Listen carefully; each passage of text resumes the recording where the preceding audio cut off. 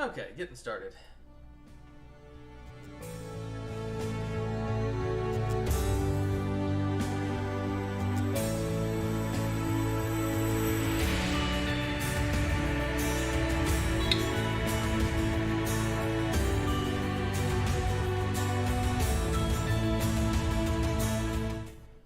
Alright, hello everyone. Man, my camera's dark tonight. Oh, well, we'll live with it. Anyway, yes, Maria Lisa's hand is down there. She's currently, what are you doing? Just looking for more ideas for my cups on Pinterest. She's working on designs for her Etsy store. So if you want cool custom made cups, reach out. On Insta, was it Rebel Fox Studio? Yep. Cool. At Rebel Fox Studio. That's what you look for. Anyway, this is a stream about photography, theoretically. It's a stream about creating anything. Anyone who wants to share their creative work, do it in the chat. You're more than invited. What I'm going to be doing is photography. If you're new to the channel, hi, I'm Eric. I do a lot of stuff with cameras. I'll go with that as a description. That's pretty apt. It's pretty apt. I feel like there's... Oh, Stephanie says hi, by the way. Hi, Stephanie. And we'll go ahead and do a big shout out to Evelyn, who eventually will be watching this. But anyway, and also Mia. But anyway, yeah, no, I do stuff with cameras. I feel like it's simplistic, but also at its core very true. Tonight, I'm editing photos that I shot with this camera. I just got this new lens, so I was gonna go out and check it out, test it out, and what we're gonna do is we're gonna go through my my first batch of photos, the first result. Turtles. So yeah, let's go ahead and jump into Lightroom, and I'll keep talking, obviously. But as I said at the beginning, feel free to share any of your artwork or your creative stuff in the comments. Always invited. Yeah, if you're new to photo editing, or you're new to photography, or have any interest in it, please feel free to ask questions, give feedback. Let's see, Amy, if you're watching, I'm well aware that every single choice I make is wrong, and I'm okay with that. Fight me. Anyway, into Lightroom. So, this lens is, if you see the thumbnails up in the corner here, you'll notice a lot of these are close-ups, except for the couple shots I did with a wide lens. I'll just go ahead and click develop and get working on this. This is a lizard. Look at this little lizard. It's a good lizard. But you'll notice a lot of these shots are either close-ups or focus on small details. And the reason for that is this lens here that is seriously like 5 times heavier than the camera. Actually, it has a little shoe on it because you actually mount the you mount the lens on the tripod, not the camera itself. If you're new to photography, that's useful information. If you're a seasoned photographer, I'm acting like this super normal and obvious thing is big news. I'm excited. I'm a kid in a candy store with this thing. But yeah, so this lens, it's a super not super, but it's a telephoto lens, so it zooms in a lot. It goes from 150 to 600 millimeters to give you an idea of a kind of a standard range. Most portrait photography is done somewhere between 35 and 80 or 85 millimeters, with 50 kind of being the gold standard for typical beauty portrait photography. Film lenses tend to kind of go back and forth. Super wide lenses tend to hang out around 10 millimeters. Longer film lenses, if you're in a movie, in most movies, if they want to shoot something on a longer lens, you're usually looking at somewhere between 85 and 100 millimeters. So if you're doing a tight, if you have a shot that looks really zoomed in, or a shot that looks kind of everything sort of compressed, that's usually shot on a telephoto lens. But anyway, like that, unless you're doing a special thing, most film lenses, you're not going to cross 100 millimeters. This thing starts at 150 and goes to 600. So just to give perspective in terms of what you've seen before and what you might be looking at. So I took this today to a park called Three Lakes Park down here in Richmond, and because this place has a lake and a nature center, and obviously it's Three Lakes Park, it better have lakes. But there's one lake that's kind of got a little boardwalk that sort of comes out over the water, and there's a substantial population of turtles who, expecting to be fed, if they see you up there, they will all come over and say hi. So it felt like a good place to come and take pictures of turtles who were doing turtle stuff. Turtles. Yep. Every time I say turtle, she's gonna do that. Turtles. See. So yeah, so that was the plan. Then we walked around a bit and caught some other stuff. I got a photo of a cat that somebody was out had a cat on a leash out there, and damn, if it wasn't the calmest, most well behaved, and really photogenic cat. So cute. So yeah, that's what we're gonna be looking at. So just working on those photos. I also did, to get a sense of the lake, I did a couple of shots with my wide lens, which, man, switch from, yeah, this shot at 600 millimeters. Actually, I can show you. Here we go. So yeah, so here's this shot. This is 600 millimeters. There, you got this little rock here, little turtle hanging out on it. Decent shot of him. I can, if I zoom it into 100%, that's what he looks like. If I go to this picture, shot on my 14 millimeter lens, that rock there is the rock that turtle is on. That tiny little rock right there is the rock that turtle's on. This is where I was standing. This exaggerates it a little bit, makes everything seem a little further away. But yeah, I was back here, turtle was there, and with this lens I took this picture. So yeah, that's so I've got a couple shots from the wide lens. Almost everything else is zoomed in. So let's work on telephotos. Let's work on some stuff. The photo I want to start with is this one. I think it's this one, because we caught a couple of lizards hanging out on the dock. I think I'm skipping a little bit. Yeah, we got a couple of lizards hanging out on the boardwalk and couldn't resist. Had to get their pictures too, because now I can do that. So yeah, that's what we're gonna start with, some lizard pictures. And the nice thing about these is that because it's nature photography, there's not a whole lot of like really substantial, at least I don't think, a whole lot of really substantial editing I need to do. It's mostly just about framing, and like, yeah, it's mostly just about framing and just a little bit of color, or a little bit of adjustments, not much. All right, so we got this little guy. I think I want to kind of keep center. Yeah, let's kind of keep him even a little lower, makes it look like we're peeking through the leaves at him. Yeah, I like that. There he is. I like that less. Now I want to put him a little higher. There we go. Something like that. Looks good. Let's play with some sliders, just as usual. That makes it look like a painting. That's a little too much for me. Dehaze is gonna be. Actually, dehaze isn't too bad. A little bit of dehazing. Yeah, pulls the colors out a little bit pretty nicely. I spoke a little too soon. I said I wasn't going to do a whole lot. Alright, let's pull that back. That's too much. Something like that. Bring up the highlights a little bit. Probably gonna have some fun with the colors more than anything else. I'm gonna bring the shadows. I'm gonna do with colors first, and I'll come back and adjust the darks.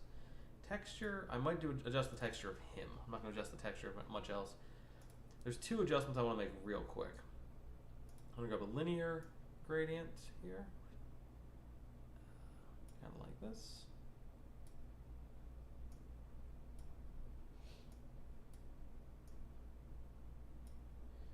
I want to just the whites back there. It's probably a color adjustment more than anything else.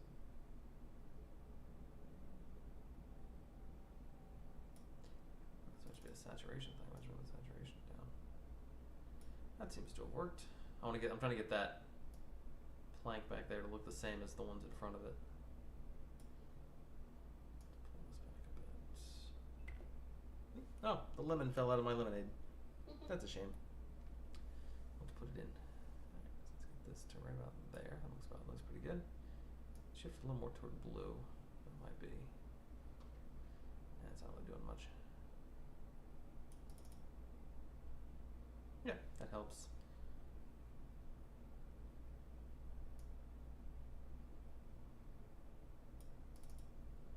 Try to get that color to match. I'm gonna take the texture down. Actually, it's already out of focus enough. I don't really need to do that.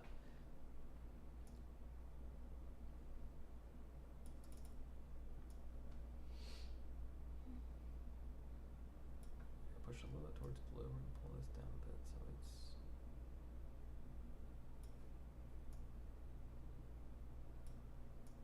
Like that. That seems to work. Cool. So we'll start with that, and then I'm going to go with, let's see, subtract with a brush, and just the feather really high. So let's subtract just that one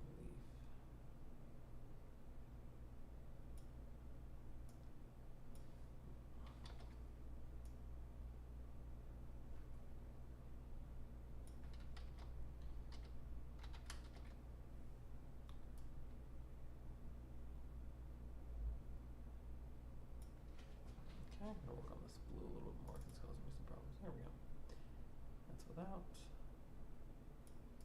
Look at that fringing around the edge. I don't know. I guess I could work on it with color here.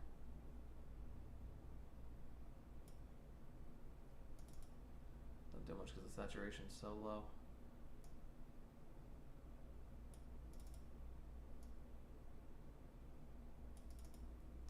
It's slightly blue. It really is. Still a little bit like that. There we go. That'll work. Done. Just getting that background thing to look a little more normal. The focus here is on our lizard friend. We're going down a little more. There we go. You don't even notice as much. All right, let's come down and work on. Actually, let me try. I'm curious if I do select subject, what I'm going to get. I'm curious what this thing is going to register. Select subject usually works really well for portrait photography. All right, it works well on lizards too. We can confirm lizards are subjects. I'm sure this is a, exciting moment in the history of lizard kind. All I'm going to use that for is just right now to bring up the texture. I might bring up a little more of his. I might brighten him up a little bit, but as I bring up the texture, kind of brighten him up a little bit, just because there is that detailing, and texture works on details. The more detail you have, the brighter, the more the texture slider is going to brighten up your image. So now I can use some color masks and kind of bring up the colors on him. I can make his nose a little redder, or his whole head actually. Also brighten his head up a bit. That looks good. Let's see. He also reads his orange. Let's bring the oranges up some more. Honestly, I think there's some blue in him too. Looks pretty good. So let's bring up the blues a little bit. There we go. That helps our whole background look cooler. I'll bring that up a bit. There we go. Look at that guy. Oh, he looks so good. I love that lizard. He's a great lizard, isn't he? He's so good. We're all about this lizard. All about this lizard. The lizard equivalent of Megan Trainor. Please stand up. Am I invisible if I stand up over here? No, you're kind of hanging out past my shoulder. Okay, because I don't have pants on. I mean, if you announce that to the internet. Hey guys, internet people, you will not believe something really exciting is happening right off screen. You can't see it, but it's so good. It's fantastic. You don't know, but man, if you knew. Hi. You are something really fantastic. Did you know that? Oh, you can't even see me. Nope, can't even see her. There she is. I'm going to sleep. Okay, good night, baby. Love You're you. really fantastic. Thank you. So are you. Thank you. Good night, Stephanie. I think Shelby Lynn might be watching too. Hi, Shelby Lynn. Good night. Good night. And possibly Amy. Good night. Amy in the future. Good night. Anyway, back to this lizard, where all of our focus should be forever. Why do we talk about it? Why do we talk about other things? It's all lizards or nothing at all. All right, one sec. All right. So one other thing I want to do on this guy, he's got a little bit of an eye light, but I want to brighten that up because gives the feeling of life. So brush. I'm gonna keep the feathering a little bit lower on this one. And we're just gonna kind of click on his eye there. And click on his eye, a little brightness in his eye there. Good. And we're gonna bring up our highlights and our whites. We start with that, see if that's enough. Zoom back out on this lizard. Yeah, I wanna go brighter. Get up the exposure to really do that. That's an option. Clarity, not so much. Dehaze sometimes helps, but dehaze almost looks a little comical if you overdo it. We just get, no, it doesn't look too bad. There we go, something like that. Let's check that. And back out. Yeah, a little bit of light in that lizard's eye gives him some brightness. Cool. That is a completed lizard. One finished lizard. All right, let's move on and let's do a Gosling photo. This is Ryan.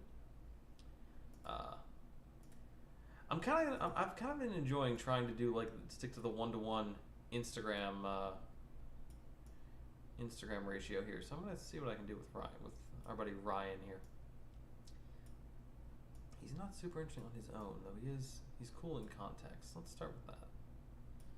Let's do that. Let's rotate this a little bit because I want to get that reflection line just right. Bring this down a bit so that he and his so that the line. Do that. There we go. So that the reflection line is kind of the spot where he meets the water is kind of the center of the photo. So that's the first thing you notice. theoretically. Let's come up a bit like that, kind of like this. Good, done. All right, that's a start on that little guy. Now this one, yeah, definitely want to up the clarity. He's a little bit out of focus. He's a little fuzzy.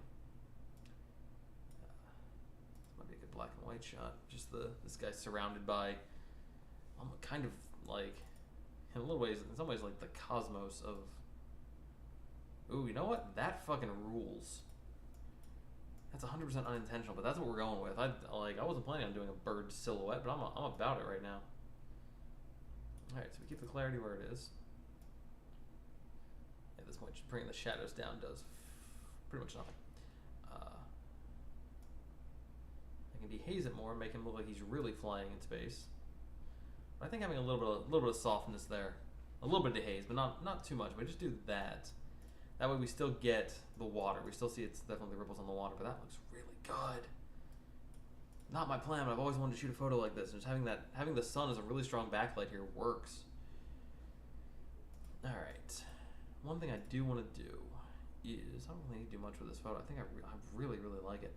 Or, I don't need to do much. I've just done a whole lot to this photo. But one thing I want to do, bring the blacks up for a sec, is I want to put a light in his eye. I do want to do that. This is going to be a little bit cheating, but okay. So we're going to zoom in even more. We're going to go to 400%. We're going to put just a little something right. Something. Cool. Now we're going to crank up the exposure on that. Wow, you're not even giving me, that's just total black. There's just nothing to work with there. This might just be a, yeah, there's, oh yeah, let me bring up the shadows and the blacks and make it anything. Tiny little bit of a light. Wow. But I can at least work with that. Contrast does nothing. Let's dehaze up. There we go. A little bit brighter. Cool. Light done. Zoom back out. Looks kind of terrifying, but it's something. Let's work on that some more. Look on this spot. Okay. So, highlights and whites can go back down. Better, gives us a little bit more texture to the thing. Contrast, yeah, that works. Dehaze, yeah, we need that. Let's keep that where it was. Zoom out again, see what it looks like. It's still a little bit too demonic. This might not work. But let's do this. Let's reduce the texture and the clarity. Make it a little bit dimmer. Part of the problem is this wouldn't realistically happen. There's like this lighting wouldn't, like you wouldn't get a light in his, you might get a small one, but there's not really much to reflect off of, and the sun's behind him. So this should be, the more I think about it, this needs to be like dimmer. There we go. Just a little bit of something. Give us drop the flow down a bit. It's just a little bit more down here.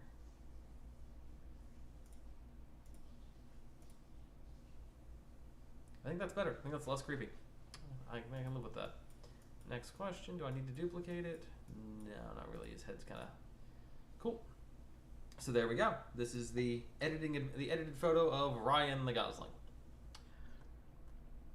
Named after Ryan Reynolds, if you couldn't tell. Alright, let's do another one of Ryan, but this one's a little more, this one we're going to be a little easier with. I'm going to go as artsy.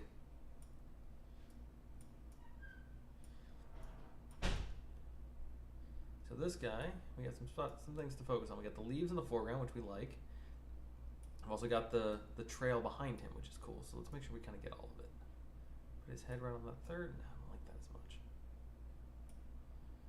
Yeah, I kind of like him centered. Even a little bit, I don't know. Yeah, I think I like him like that. Let's go with that. So it's sort of on the third, but you know what? Take it back. I think I want him a little more right in the center, kind of like that. Maybe on that third. That's better. To me, I like that better. Okay. Let's see what we can do with this one. The main thing I'd like to do with this is try to get that green water to look a little clearer, look a little less grungy. So, yeah, turning the highlights up is a good idea. Turning the shadows up might not be a bad thing. I don't know, maybe. Him having that little bit of a silhouette's kind of nice. In that case, I want to go with some softer lighting. Bring the whites down and just bring the highlights up. What if I bring the whites up? Nah. Huh.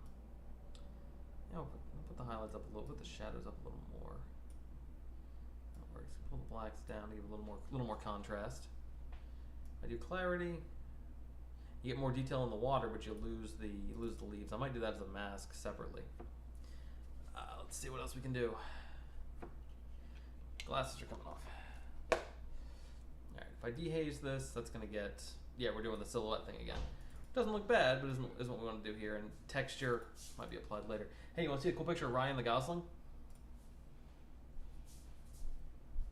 Aw. What a cutie. Isn't that good? Isn't he cute? Yeah.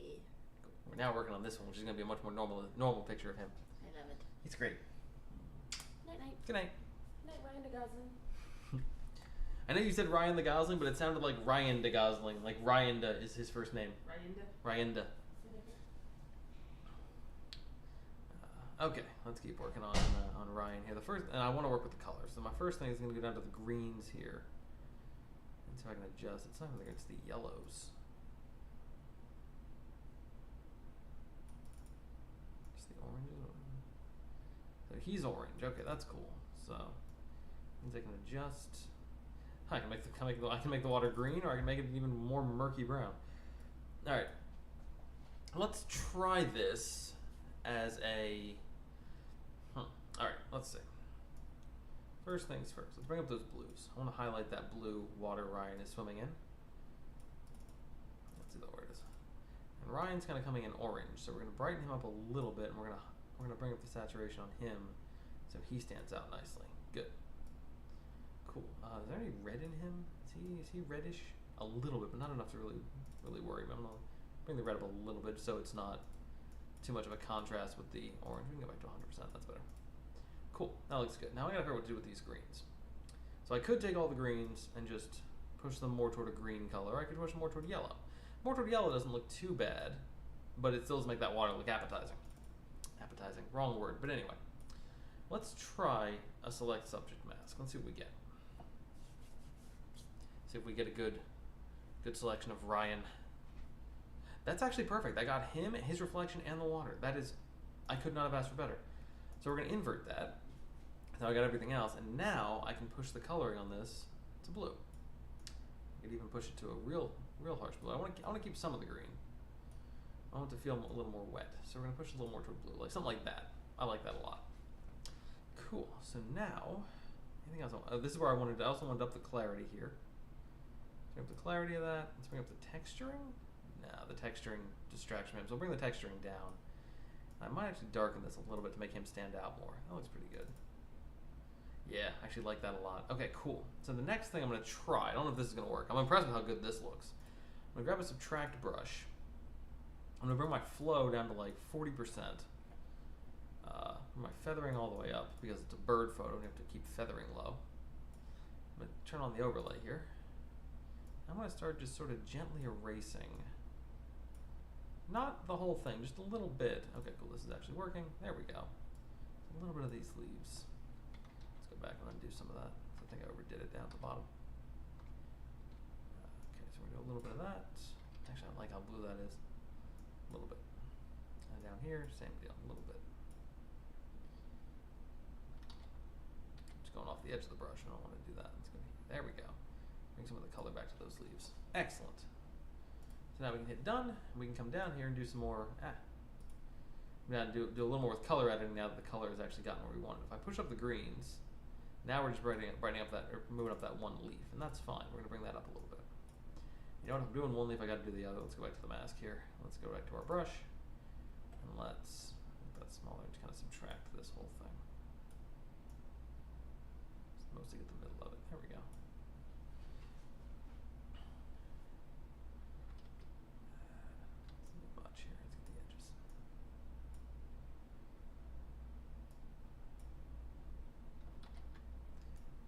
Find that spot where it looks good. I think it might be the middle here.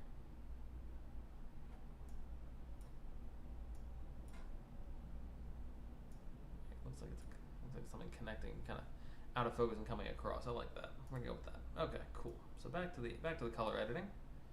Bring up the greens. We actually might darken the greens a little bit. That's brightening. Let's keep them where they were. I can change the color of them. Make them a little more blue. Make them a little more gold. Honestly, they look pretty good the way they are. That doesn't look bad to me. Let's go. Yeah, a little greenish, not bad. Now, if I adjust the aquas to really push up the blues on that, make Ryan stand out nicely. Brighten the aquas, could darken them. Honestly, I like this photo being a little bit less high contrast. It still is, because that duck is, or that goose is contrasty, but I don't know. I don't mind brightening up some of the ambient colors to soften it up. And then I might adjust. I think my angle's a little bit off here. Yeah, let's adjust that a little bit like that. Now we can bring it down a bit.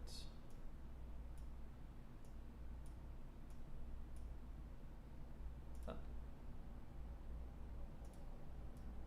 Bring up a little bit. A little bit left there. Let's go.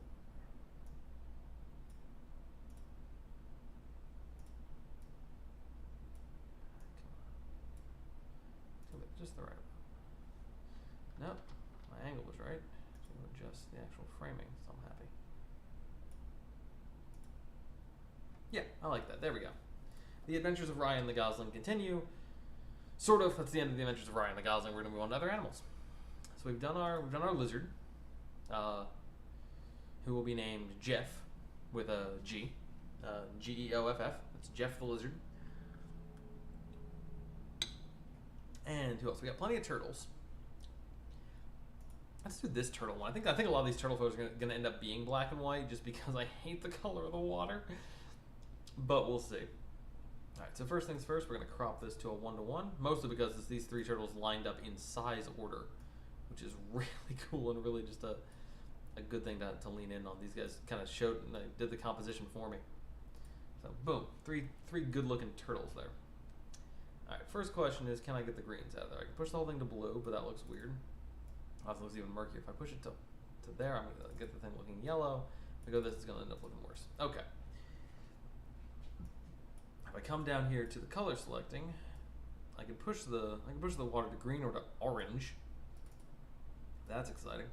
Let's not do that. So if I want to do this not in black and white, my best bet is to do the select subject thing again. Hope it gets all three turtles. I don't really want to try to select turtles with the brush. Let's see. Not too bad. That's really not bad at all. Okay, needs some small touch-ups, but that's actually really good. Okay, cool. Yeah, let's play with our hair a bit and let's do it. All right, so we're gonna add the brush. I'm gonna bring the flow back up. I'm gonna bring the feathering down because I want this to be a little more specific.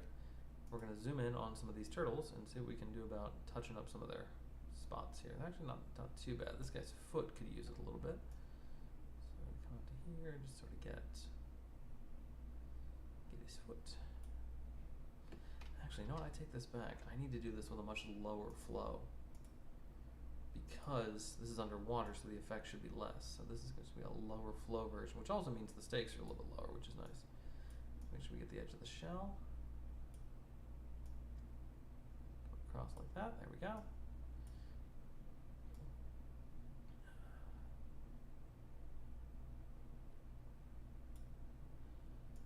For reference, these three turtles are, the big one is Frank, the medium one is Dweezil, and the small one is Moon Unit. Any Frank Zappa fans are out there, you'll get that joke. I think it's funny, the turtles, naming a turtle Moon Unit. Alright, get a little bit more of this dude's shell here. I'm actually really impressed by how well the select subject thing worked, especially given how murky this water is. And this is an interesting thing with taking photos like this. This is just the color of the water when it's illuminated just by sunlight. If I look at the photos of the, hang on, let's get the rest of your head. Cool, awesome. Turtles are selected. Almost. I want to get a little more here on Dweezil. There you go, Dweezil. That works. Cool. All right, good. So now, I can invert that and do it that way. Or, let's see, we're going to do that. Now what I'm going to do is I'm going to duplicate this mask. I can go in here and edit this. Alright, so we're going to go to the subject thing. We're going to invert it. Good. Take the brush on this one and delete it. And now I'm going to do a subtract brush, pretty much the same deal. I'm going to zoom in on these turtles, and once again, exact same thing, just this time we're subtracting. Not the whole way, just little bits. That's kind of the cool thing about the subtract brush in this case, is because it's most important to subtract near the, like kind of near their, where, you know, the nearest parts of their body, and then everything else can be, as it kind of goes underwater, can sort of fade into the effect we're going to do. So this guy's foot, don't have to do too much of it, just a little bit. That's why this guy's shell is a little bit darker, a little bit, you know, a little bit more covered in, because he's kind of, you know, in the water, his head's a little bit shallower than the rest of him. So I want to preserve some of that while still making sure that we get, yeah, we don't, it doesn't look like the turtles are missing limbs, because that is not cool. You know, we're not, as far as I know, turtle prosthetics have not, the field turtle prosthetics has not really advanced very far, so I think we want to ideally keep the turtles more or less whole if we can. Alright, back leg here, a little bit of that. Back of shell, a little bit of that there. Let's catch this a little bit here.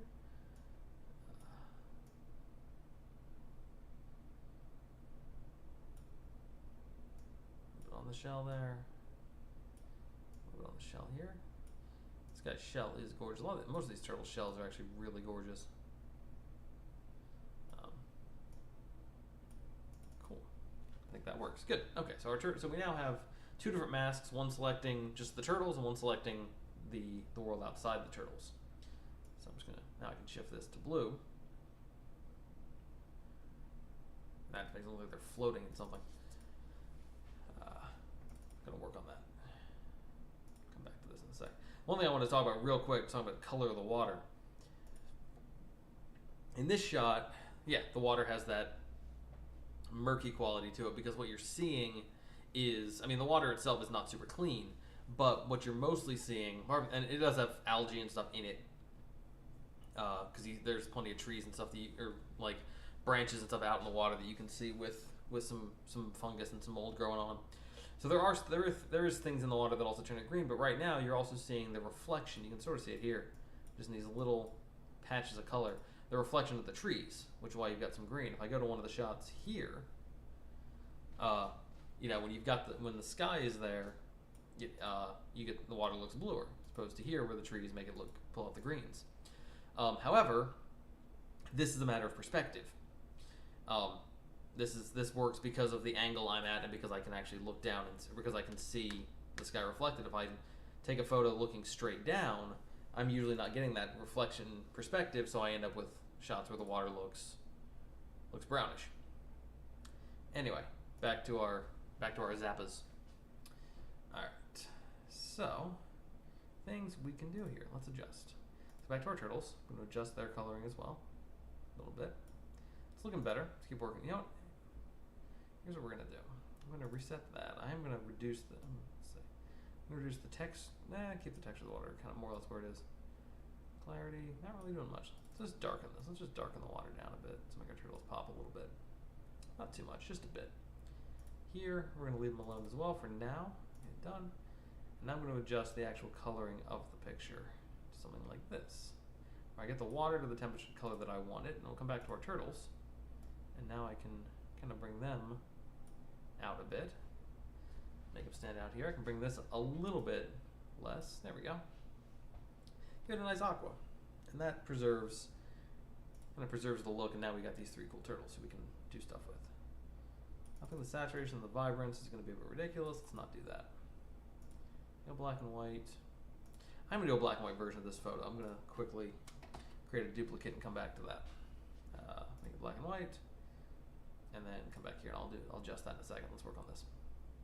All right, step one. Clarity?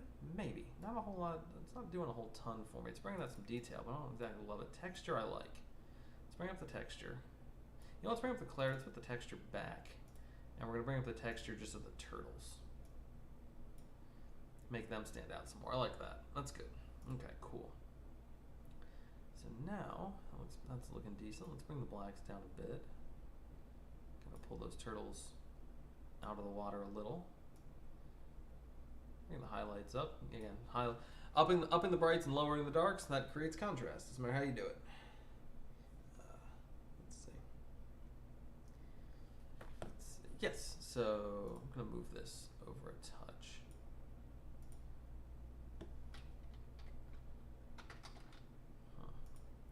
I'm actually going to rotate it a bit.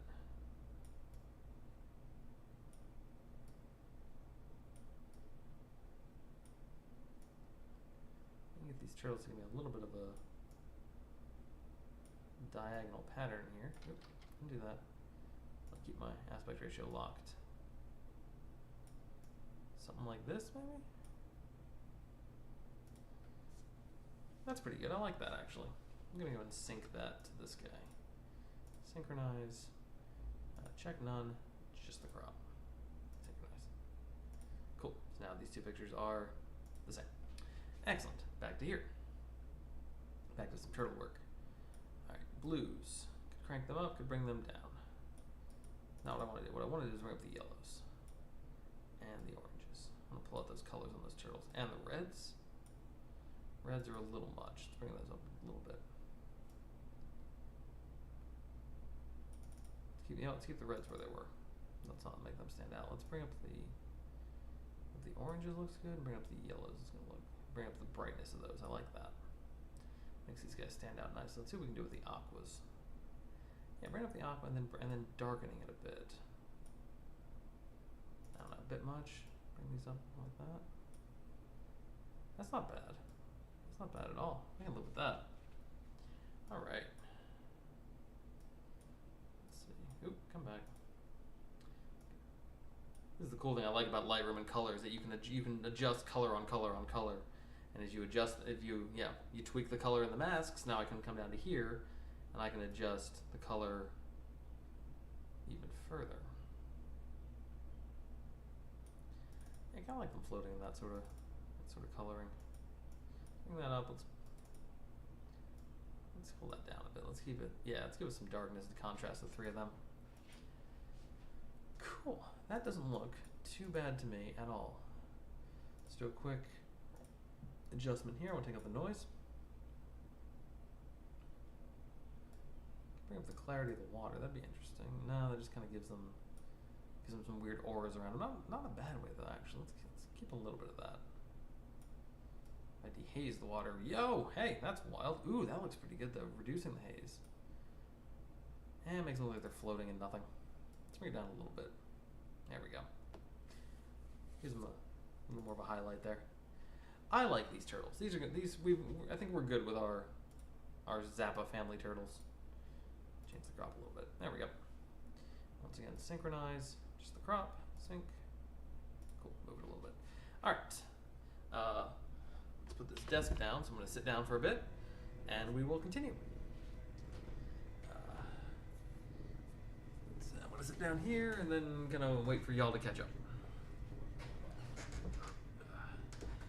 One of these days, I'm gonna actually time this, and then find a way that I can, figure out the speed I need to sit down at. Figure out how to make my muscles cooperate with that one. Okay, so now we've got our colored version, which looks cool. Got some nice looking turtles going on there. Set that rating. Let's work on the black and white version. Don't need to recrop it. I like the crop on this one. All right. Now in this case, we're doing something different. In this case, we're going to be pulling those turtles out. So it'll be important to darken that. I don't want to brighten it too much. I think those turtles be bright, but not to the point that it looks like we brightened them. Like that. That's a problem. Now here's what we're going to reset this. I'm actually going to turn the masks off and see what I can do without them. I'm going to go from there. Cool. Okay. So step one, we know the colors in the water are those gross yellows. We're going to bring those down. Bring up the oranges. We'll brighten up the turtles. That's good. Greens. Greens are in the water. Darken that. Reds. Reds are on the turtles. We're going to brighten up the reds. There's a little magenta there. We're going to brighten that up. A little purple on you guys, just a touch. Not really have to worry about. We're brighten that up a little bit. Blues, not really. A little bit on the side of that dude. But that's about it. All right, so that's not bad. Come back up here. Upping the clarity is a good choice here. Definitely a good choice. And doing it overall as opposed to doing it individually.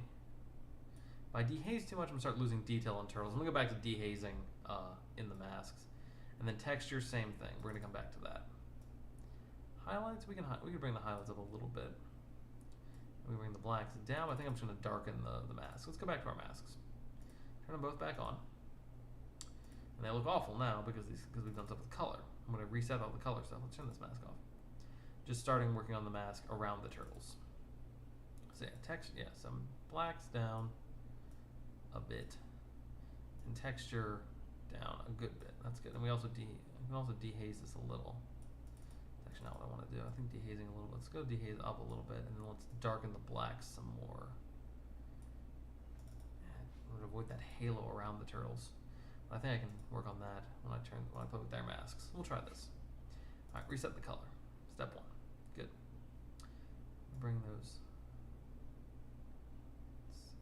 I'll bring that ambient highlight down around. So we're gonna have the contrast. That helps. That's a good start. Also, kind of wanted to up the clarity. Put the contrast back. No, I need some contrast. Okay.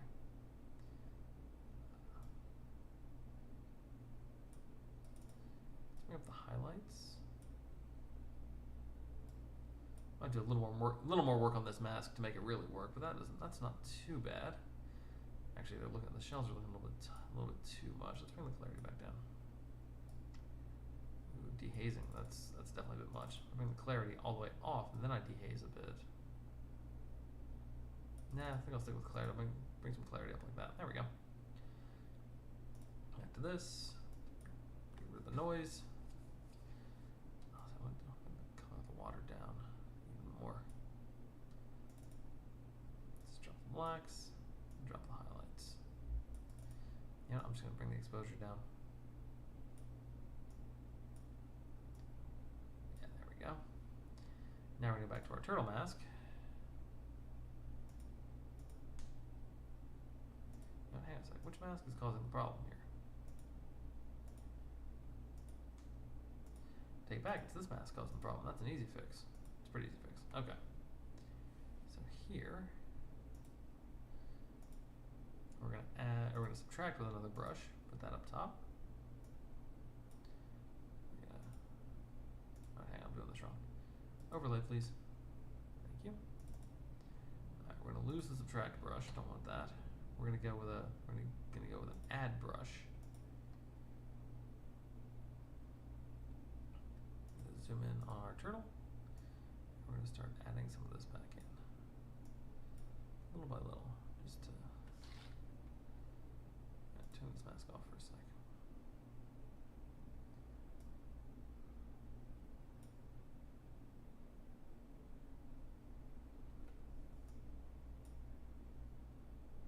This guy on here still looks like he's glowing.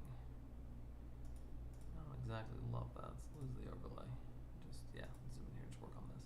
Bring the flow back all the way up, just so I can just clear out most of this real fast.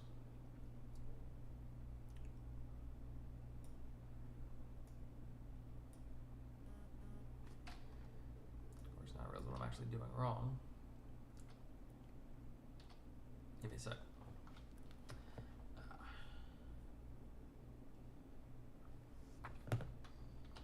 Problem is not the turtle's foot. Problem is the area around it. So that's what we're going to work on. We're just going to clear out that side stuff. There we go.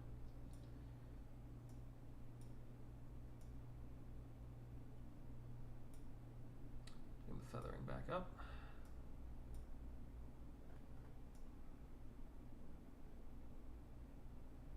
Stuff here. There we go.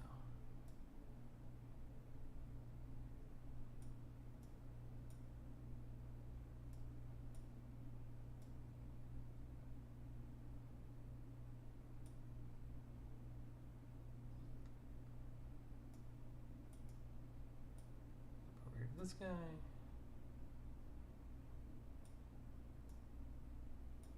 I really wasn't planning on just doing a whole bunch of masking tonight. I'd prefer to not be sitting here doing all this. You know what, real quick, let's go back to mask adjusting here. I'm not sure I like I'm not sure I like how this is looking. Delete that. Let's go back to this mask. And let's go back to here, because I like how the turtles look here. I just want to bring down the whites, maybe? No, it's gotta be here. It's gotta be adjusting here. Let's bring down the whites. No.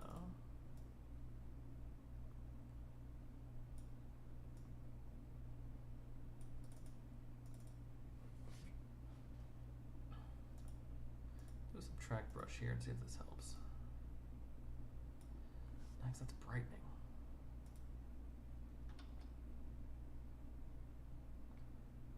Yeah, I think the only way to do it is with the actual add brush on this one. So we're gonna bring that down, and we're just gonna piece by piece just sort of take those guys' legs off.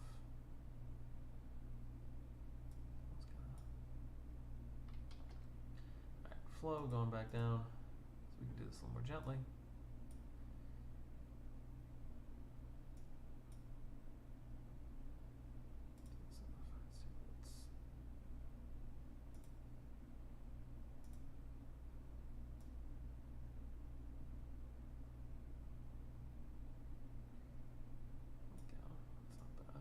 Get that glow off the shell. Kind of around here.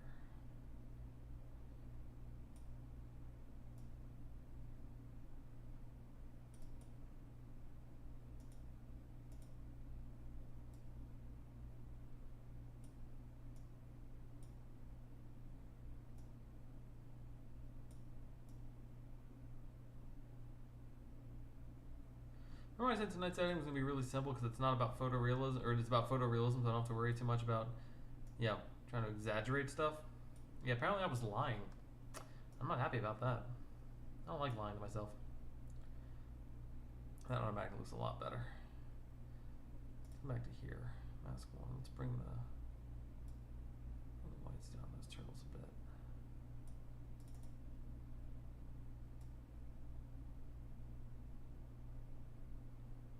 The contrast is a pretty good way to do this. There we go. Whites down. That's not bad. I can live with that. Done.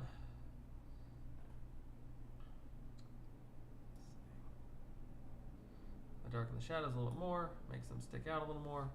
I need to go real quick with that subtract brush one more time, that add brush, and just do a real quick brush up around the back of this guy, around this guy's little tail.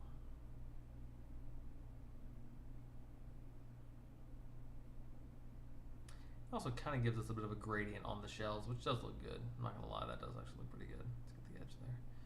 Means I gotta hit it a little harsher in some parts than others. Let's get that off your leg. There we go. That's not bad. Done.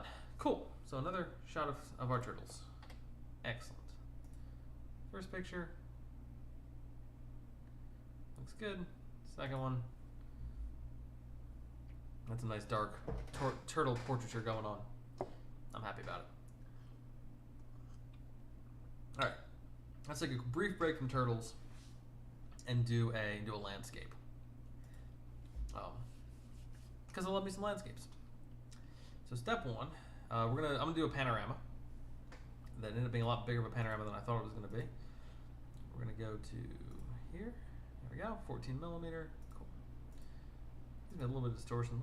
I like it better without, I think. Let's see. If I turn the distortion down and the vignetting down. Oh, no, we don't want the vignetting. Distortion up a bit. Gives me a little more sky. It doesn't make things pop out as much, but we'll kind of find a middle ground. There we go. Cool. Now we're gonna do our crop. We're gonna set this as wide as we can go. Good, done. Now I'm gonna take all these photos and I'm gonna synchronize them. Just the crop and the lens corrections, sync. And it's a subtle thing, which is all the ones down here in the bottom just got a little bit wider. Now we're gonna do a photo merge. Let's see what we get. We've got 13 photos selected. Let's see if we get all of them. I'm probably going to start skipping in a second, so we'll see. Anyway. Ooh, I hadn't done that yet. I hadn't peeled off one of the plastic pieces on this lens, like to uncover the screen, which we can all agree is the best part of getting any new technology. All right, all 13 pictures successfully merged. That looks pretty awesome. Let's check the spherical version. We're going to do a couple different versions of this to see what it looks like. I almost guarantee the perspective one's going to look goddamn weird. That's cylindrical. Let's look at perspective. It's going to look very bizarre. Yeah, couldn't do it. Yeah. All right. So if I do boundary warp, that's not bad. If I do fill edges, it's going to create. It's going to kind of duplicate and create. So let's see what that looks like. It's effectively it's a Lightroom version of the content-aware fill in Photoshop, where it sort of scans for what's around and tries to duplicate. Sometimes it works, sometimes it doesn't. Sometimes you end up with some janky stuff. So if I go to fill, if I do it that way, I like that. I think boundary warp works better. It straightens the image out. All right, so we're going to merge this, and we're going to sit and wait. This is going to take a while. Well, maybe not, but I'm going to skip a bit. I'm just going to assume poses.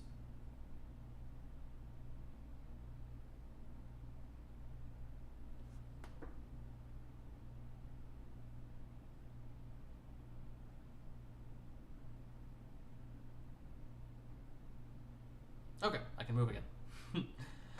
Yeah, so you can see up here, where's my mouse? There's my mouse. Up here it says creating panorama, so we gotta wait for that.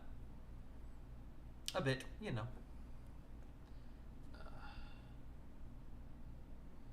Good time to check in on your Facebook and Snapchat. Mandatory breaks.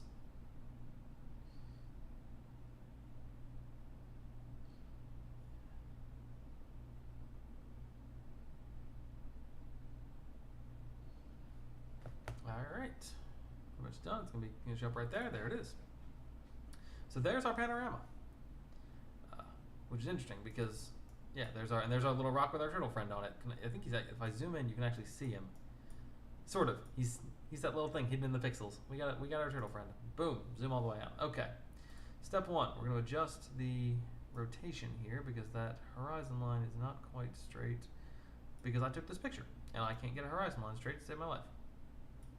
Cool, done. That looks good. All right, first thing first, let's bring those highlights down and the whites down. Let's bring out those colors. There we go. Bring the shadows.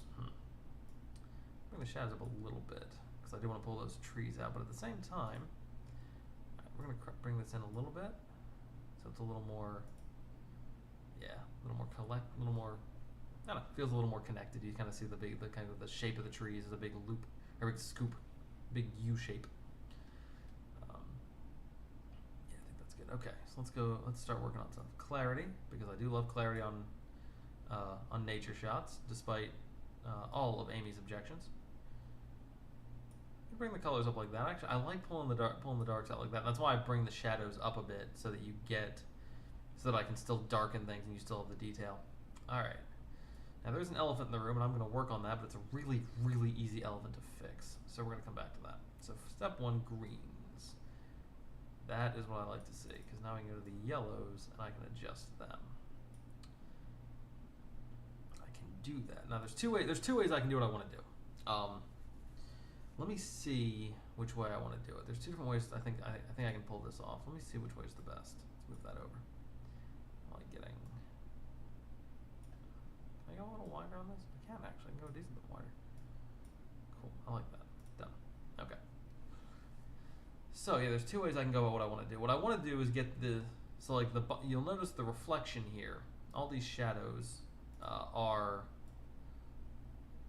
a little bit are yellow. The shadows of the trees are yellow because the water's kind of greenish, and so in a dark spot, with no additional colored light to change the color, you end up with the color that it is. So that's why the shadows of the reflection of the trees looks that color. But it's also reflecting a bit on the sky in the darker spots. The brighter spots of the sky are coming in bright. Like they're bright enough that you're not really getting much. But the darker spots, again, you're in shadow. You see, it's kind of the photography version of characters who you are when no one's watching. Or to quote Dr. Amelia Lizardo, characters who you are in the dark. So that's why this stuff looks like it's that color. There's two ways I can fix this.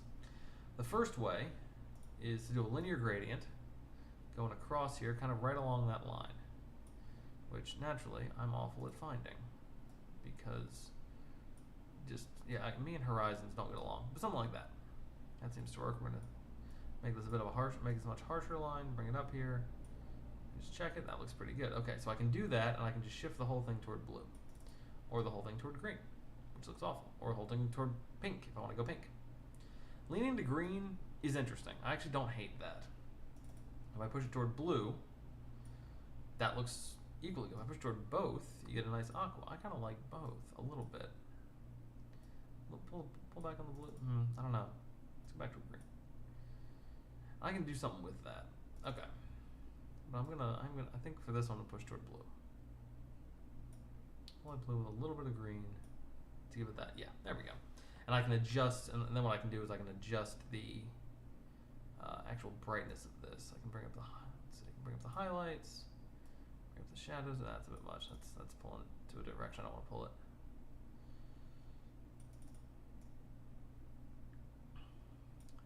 Ooh, let's do the thing.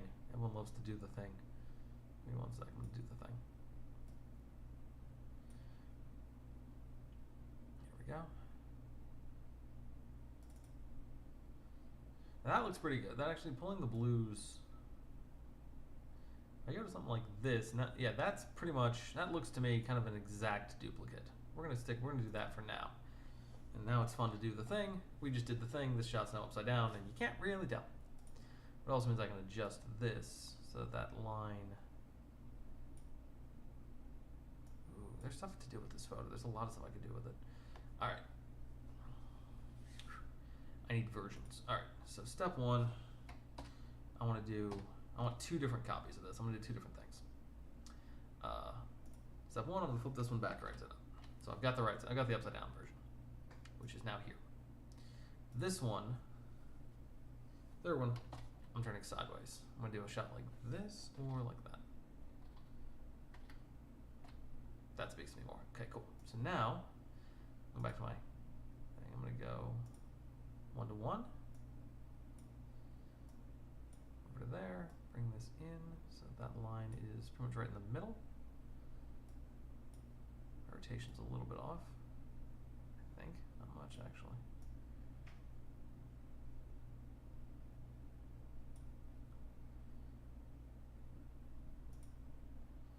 That looks kind of cool. I'm actually a big fan of that. Flip it over. Nah, we're going that way. I could pull it down. Oops. Stop. Don't adjust it. Don't adjust the angle. Just adjust it. I could go down to here. Do it like that. Also kind of cool.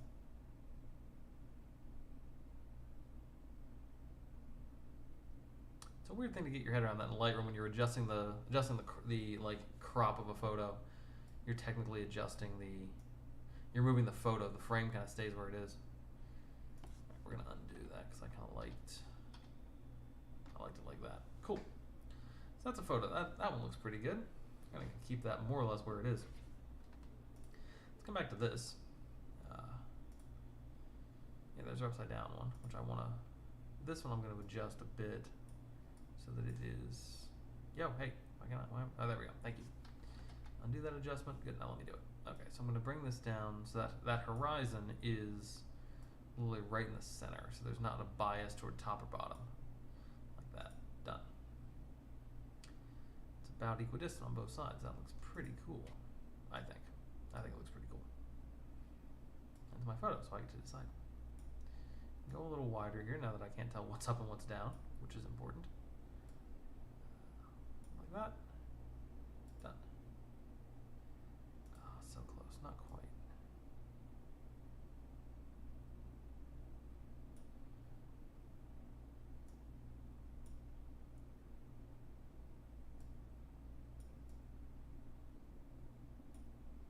Nope, we had it before.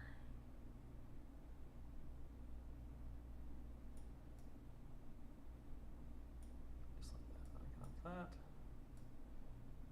Down that, so it's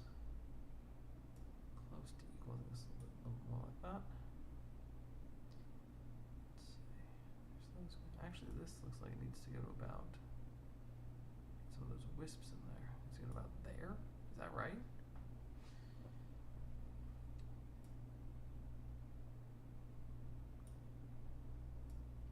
No, I don't buy it. I'm gonna go with this. Do it like that. Done. Cool. So we got the upside down version, the right side up version, and my cool kind of sideways version, which I think is also a little bit off center. Let me adjust. Thank you. Yeah, it is a little bit off center. Something like that is correct. Better, much better. Cool. So that's a way. That's one way to do the color. The other way I could do it, if I wanted to adjust the color differently, I go back to this mask. I turn that off. I come down here to color. Because if you notice, the yellows kind of doesn't affect anything. It affects the greens a little bit, but not much. And if I play with the greens, it's just affecting the trees. Well, the other thing I could do is push the yellows to more of a green, and then push the greens a bit more to yellow, and find the balance that way. So that was the other option. I don't exactly love doing that. I kind of like the way it is when I turn this mask back on. Cool. So now I'm gonna play with some a little more coloring here. We'll do that. We're gonna bring the greens. Bring the yellows up a bit, but I kind of like leaning into the green. I can actually push the green a little more toward blue, but that's not really. Neither here nor there. Not my taste.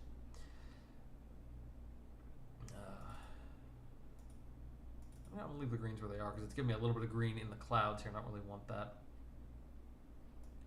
Aqua's a little bit of aqua in the clouds down there, but not much, not enough for me to worry. Can bring the brighten blues up a little bit. That gives me a little bit of a gradient down here. I'm a fan of that. Cool. So that photo is pretty much done. Let's go ahead and sync all three of these just along the color adjustments, which are lose lens correction, definitely lose crop. I don't want to do that crop. HSL and color, synchronize. So that will sync the blues and stuff that we just adjusted down here. Now in this guy, I do need to do a little bit of work because I can. I might have to duplicate this mask. First off, this mask, we already upped the texture. That's good. Could up the clarity. Honestly, not going to. You can leave that where it is. What I want to do, just with the brush, I want to just gently desaturate and brighten the dark parts of these clouds.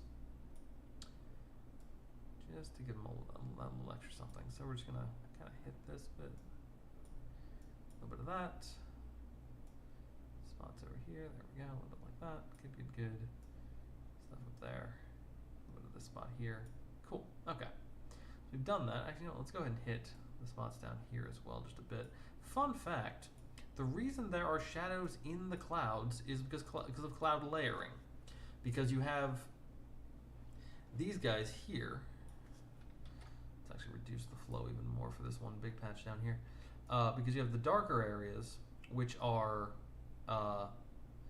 well, you have two layers of clouds, and the clouds above are getting hit by the sun and casting and basically blacking out everything else, which is why you're darkening out the things below them, which is why you have clouds with shadows on the bottom of them, which is interesting. It's a fun phenomenon. All right, so now reduce the contrast, can up the brightness of the shadows there by a bit. I can also adjust this mask a bit. I'm gonna desaturate. Actually, if I don't desaturate, I'm gonna desaturate a little bit, but I'm also gonna push toward blue.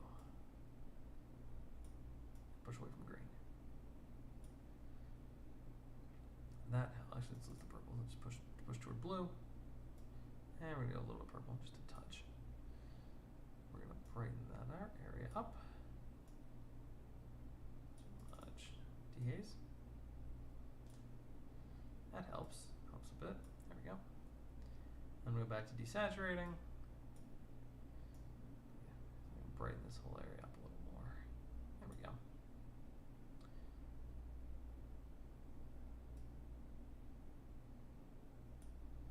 Yeah, upping the exposure helps. Cool.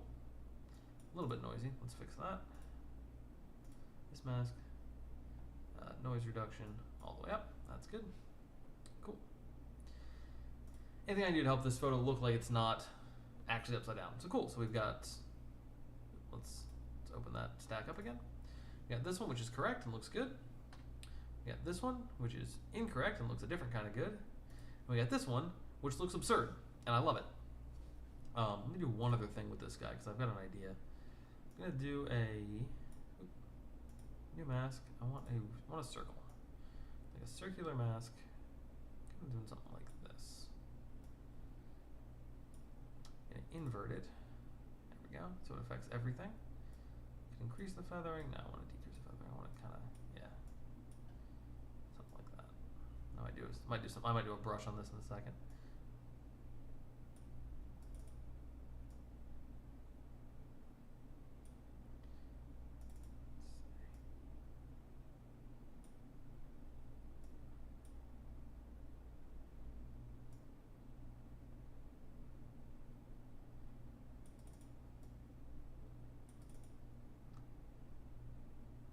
Yeah, I'm actually cool with that.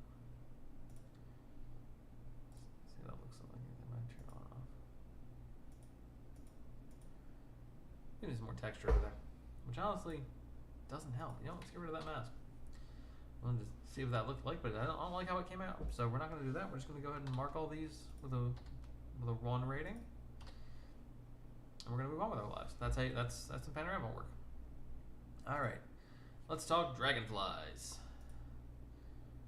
I'm the idiot who didn't get in front of this dragonfly, just hung out behind him. Fair, I wasn't sure where he was, or where he was going. So let's go with this shot. It's probably the best one. Come on. Oh, no, I'm not doing a mask. I just want to zoom in on the dude.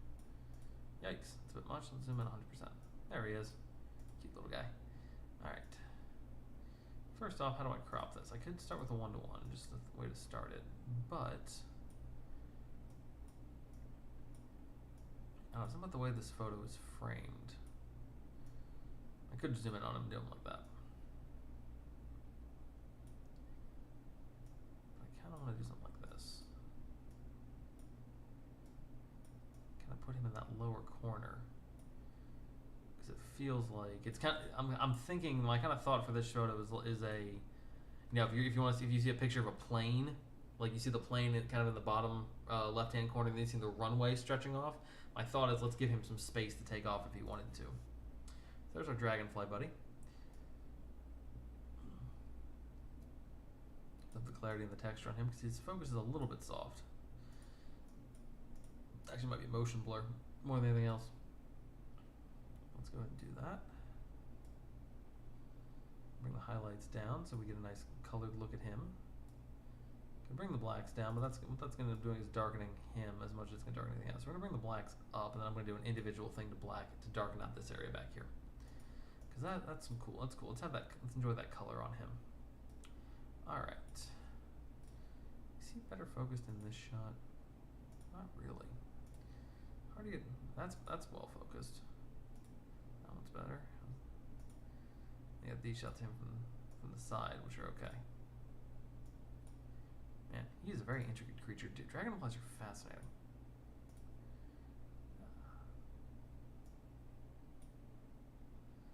Yeah, we're gonna stick with this one. I can live with it. Yeah. Maybe. Like to zoom out and catch a little bit. There we go. Alright, so now let's do I like how he looks. I like how the wood looks. Let's do a color range brush. Click up here. Good. I can refine it. Kind of just make sure I'm getting that area there. Good. We're going to do a subtract brush. Just to subtract from that area, make sure we're not getting anything over here. Oh, it's going to flow way back up. So I'm not. There we go. Good, good, good, good. Cool. So now that area, I can bring the shadows down. I can do some good noise reduction. I actually turn the sharpness down because there's no reason for that to be sharp. Reduce the texture. Blacks down a little bit. Clarity up? Nah, clarity's not doing me any good. Dehaze would do some weird shit. Dehaze would just go straight to black. Dragonfly taking off into the night. I can push that toward green, which I like. Push it toward blue. Not so much. Now it's aqua. Let's just stick with that. Cool. I can actually adjust the color a little bit, make it a little more green. Kind of like where it is. If I can up the saturation. There we go. I'm going to take a little bit of the blues out. If I do that, it makes it look a little. By going a little more toward blue, I end up pulling out more of the yellows, which are good. Done. Now we're gonna go down here to our color adjustment and take the green slider, bring that down just even a little bit more. Bring the oranges up to brighten up his wings. Bring up the saturation in the oranges. Reds. A little bit red in the wood, but I don't love it. We're gonna stick with this. There we go. There's our dude. Set rating. Nice and easy. Okay, real quick. Second panorama, which would be this one, I think. This is a vertical panorama. We're gonna see how this ends up looking. This might look horrendous, and my phone or my computer might not be on board with it. Same deal. Profile correction for that lens. Bring that down. Bring the distortion down a little bit. Let's go to our crop. Let's pull this out. Done. We're gonna select these, synchronize just the crop and the lens. Sync. Cool. I'm gonna do the same thing to this group because it's the same thing on the same lens. Synchronize. Should the same. There we go. I did 2 of these panoramas, so I want to see how they look. So let's do a merge. So I haven't missed anything here.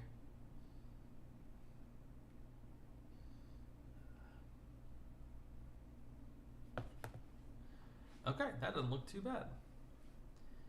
If I do the spherical adjustment, what am I gonna get? Get something a little thinner? Yeah.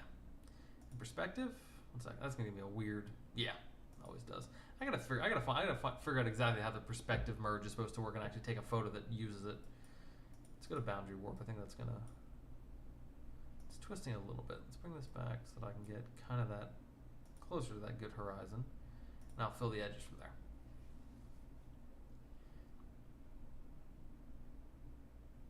So we're not filling in much. We're filling in the top corner and the bottom little bits here. It is 3:30 already. How let that happen?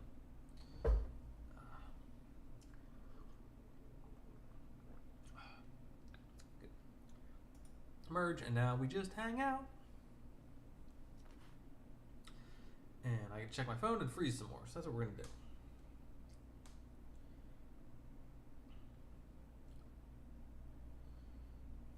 All right, almost. I think I'm done. I think I'm unfrozen at least. God.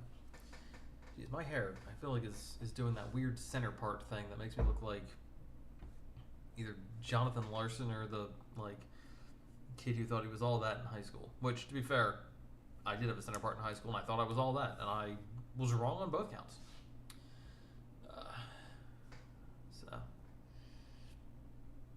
Anyway, quick panorama finish before I start confessing to more high school shenanigans. It did. Good for it. Okay. So step 1, bring those highlights down. Bring down the whites a little bit. Yeah, get that sky a little more out of there. Cool. Clarity up, because we love some clarity in a photo like this. Texture can stay where it is. I think this image is plenty textured. Dehaze is weird.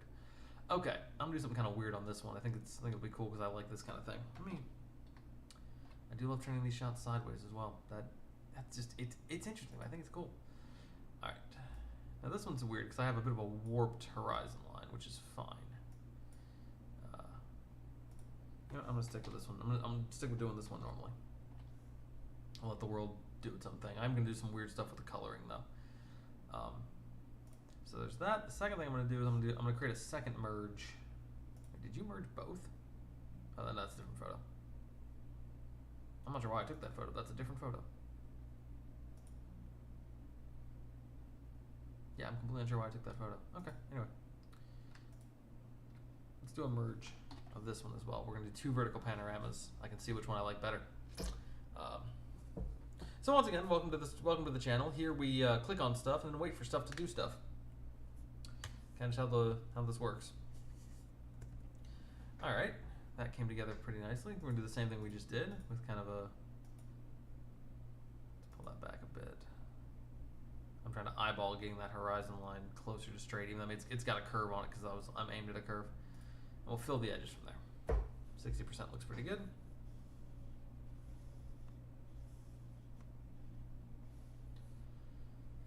Yep, and we sit and wait, because that's, yeah, what we're going to do. Alright, 8 images merge, and we're going to go ahead and click merge. Now we sit and wait again. I just get to sit here and aim my camera, or aim my lens at different things. Oh, this is what the lens looks like at 150 millimeters. If I extend it to 600, it gets like a good 4 or 5 inches longer. That makes it a fun thing to try to handhold, which is what I was practicing today. Okay, we've done our panorama. Cool. We have not done the panorama. That's the other picture. I'll let it keep working. Apparently I'm moving, so cool. All right, so we stick with this. Now this time I don't think I'm gonna quite be able to do a full-on linear gradient here, just because I've got a bit of a weird horizon. But the good news is that horizon is still a clearly defined line. Until Lightroom introduces a polygonal lasso, I'm stuck with this. There we go. Now we got the other panorama. Cool. And the nice thing is, anything I do to this, I can do to the other one, and just synchronize it and we'll be good. So I could, undo. Give me that mask back. There we go. Work on this mask. So I could do what we did before and bring this kind of to blue or bring it to green. Do it that way. What I'm going to do on this one is I'm going to desaturate. We're going to go to black and white. We're going to go to a higher contrast black and white. With upping the texture. We're up the texture there, not up here, but up the texture down there. Cool. Bring the highlights. Oh, I can bring the highlights up a little bit. Actually, we're going to lower them a bit from what they were. Keep the shadows. And the shadows look good where they are. Cool. Now the thing I need to do, if I zoom in here, is there's a little bit where that's not quite covered up yet. So we're going to do an add brush. We're doing both an add and subtract brush on this one, and we're going to subtract everything up to that line. Like I said, it's useful that there is that sharp horizon line, and it's dark, which means I can have a little bit of overlap and not worry. Okay, I can zoom in, I think, to 50% and be enough to get everything here. My flow's up at 100, that's excellent. I can just clear out most of this stuff. Go over to here, come right across. Nice. Get excited, the next photo is a dog photo. Next photo is a puppy pic. Check looks pretty good. Over here, I think I'm at the opposite problem. Sort of. Actually, not so much. It's not really bleeding over, which is nice. The darkness helps with that. So cool. I click done. That looks awesome. I like that a lot. Let's look at this other panorama we created. And what we're going to do is I'm going to hit that, and I'm going to just synchronize everything except for the crop. Everything else we can synchronize. So sync, and that's this. And now this photo looks like that. Let's adjust as we need to. We got our mask here. That's a much harsher line this time.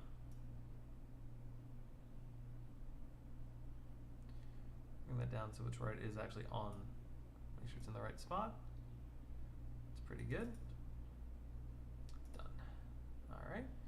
Let's adjust some more stuff. This photo is taken slightly differently, so I can dehaze this one up a little more. Can bring the texture up. Yeah, let's do that. I like how that looks. Actually, this one's actually a pretty good overall. Let's denoise that mask. Overall this one's a pretty good noise reduction. Come on, Adobe, just buy and incorporate topaz. Like, make my life easy. Don't even have to spend money on your plugins. I'm already spending too much on you. All right, that looks cool. If I turn this one sideways, now this one being, because I've got that kind of that horizon that the edge of the water that sort of has that turn in it. Turning this one sideways just doesn't have the same impact. Also, it's not quite symmetrical. That's literally why it doesn't have the same impact. Okay, let's adjust some colors here. We're gonna bring up the blues. I'm gonna push the yellows more toward greens. The trees get a little greener. A little bit, kind of like that. Let's see, I can brighten some color up on the greens. That's a cool idea. We're fans of that. Bring the blues down if I wanted to, but I don't really want to. I kind of want to leave them where they are. Aquas are fine. Aquas can do their thing. Greens, we can brighten them up, or we can bring them down. Bring the yellows. Nah, yellows is everywhere. Let's leave the yellows where they are. Let's brighten the greens up a touch. And then oranges. Oranges are going to be on the bottom. We're going to brighten them up because that makes that adds some nice high contrast to the oranges to down here.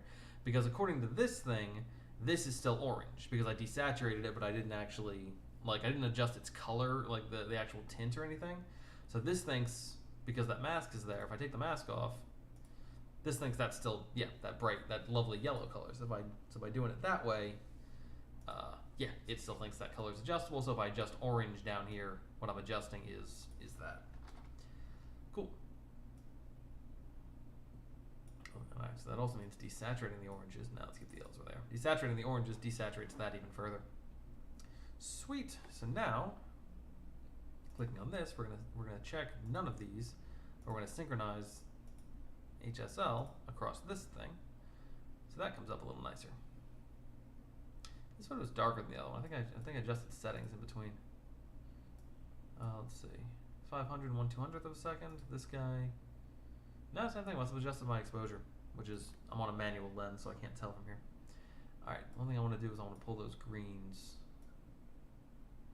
We're gonna push those yellows more toward green. We're gonna push the greens a little more toward. I don't let the greens do the other thing. And if we bring the yellows up, nope, I'll leave the yellows where they are.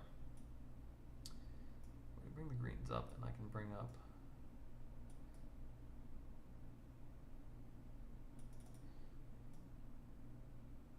That's pretty good. I'm gonna go back to our mask here. Black's down even a little more. Darken that up. There we go. Done. Cool. These both get their 1 ratings, which looks nice. I like how those come out. It's a really harsh line, but it's actually the shadow that's there. All right, we've already edited Jeff the Lizard here, who looks spectacular. We've edited some Ryan the Gosling. Moving on, let's do a picture of Chloe the puppy. This is Chloe. Chloe's adorable. We're all aware that Chloe is perfect. This is just a stated scientific fact. I'm gonna pull this shot in a little bit. No, I'm gonna keep it kind of like that. I'm gonna maybe pull it up a bit. There we go. Cool. That's Chloe the puppy. Not a lot to do with Chloe. I want to bring up the texture on Chloe to really make her pop out there. That looks pretty. Good job, Chloe. I could dehaze a little bit, but I don't really want to. I kind of want to keep that soft gentility to her. So I'm gonna bring the shadows down. No, I'll leave that all where it is. I'm gonna select the subject because I want to play with the background. I want to darken the background to make her stand out a little more. But honestly, the exposure on her is really good. I'm gonna play with her eyes a little bit and bring up the pinks in her ears. Okay, wow, that select subject mask works on lizards, doesn't work well on dogs. But we're gonna invert it, and now we're gonna subtract the brush, and we're gonna subtract all of this. We're gonna get Chloe's body back in here. We're gonna get her jawline. Get this little tiny bit that's over here on her nose. There we go. Get this bit down here. We're gonna get her back over here. Make sure Chloe stands out. And then apparently, because Lightroom doesn't think she has an ear, we're gonna get this ear. We're gonna give Chloe her ear back. Lightroom dogs have 2 ears. Let's make sure we give them both. That seems important. Cool. So now that we've gotten the background selected, I can bring the texture down and I can darken it. And that makes Chloe pop a little more because Chloe is perfect and deserves to be noticed. Bring the saturation on the background so we pull up those colors because they're colors that we're not using on Chloe. There's a little bit of green there, is that there? I'm not even sure. Okay, well, done. I'll take the greens out in a sec. That's a plant behind Chloe. All right. The best option here is a new mask with a brush.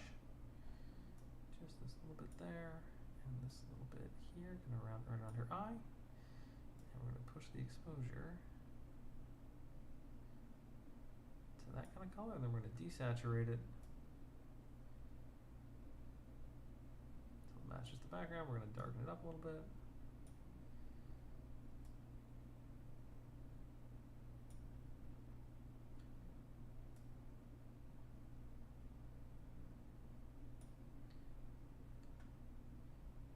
Brush, we're going to bring the flow down.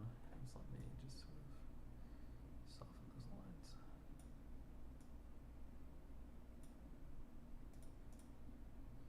That helps. Cool. So now let's do a little more color work with Chloe. So we want to bring up the blues. Actually, I don't. She's pretty good at this. I'm going to brighten her up a little bit.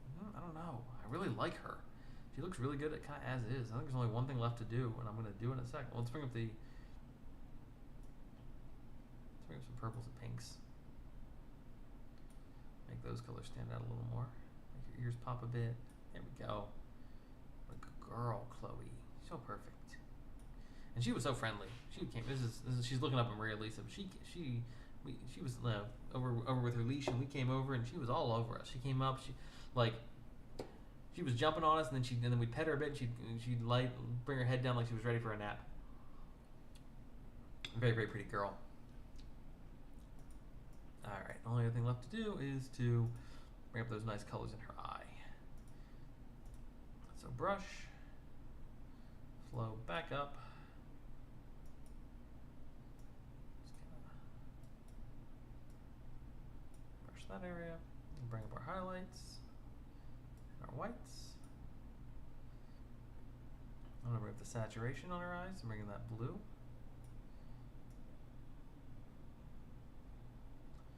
I already could work on bring up the texture, I think. Yeah, done. There we go. Give her some really, really pretty eyes. That's how Chloe is. So that's a picture of Chloe. Chloe's our little puppy hero. Oops. If I take this out, it's actually better. I don't need. This isn't our dragonfly friend, who I'm going to name Rolf. It's not Rolf. He's not. It's not as important that Rolf look as. That Rolf looks like he's about to take off. Chloe's looking good. By the way, this dog's name actually is Chloe. It's the one animal I don't need to create a name for. Alright, a couple more interesting shots here. Taking a shot looking straight up at the trees. I'm going to adjust the angle on this one because I got a specific idea in mind here.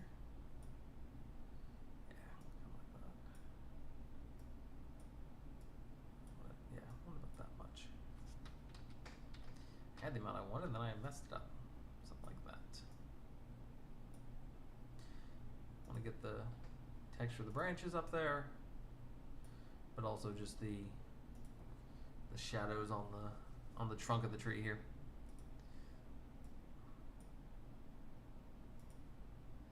Oh, that's good.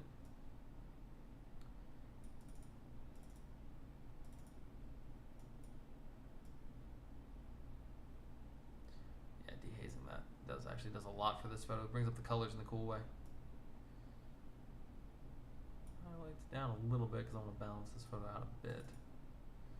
Man, this photo thinks it's really dark, and that's just because there's a lot of shadows in it.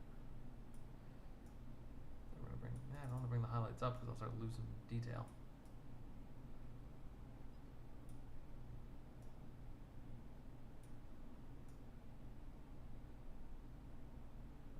I'm doing black and white, but I think I'm gonna keep the colors up a little bit. Come down here to the blues, and I want to bring the blues down. They're a little too blue there, and they're pulling us away from the tree.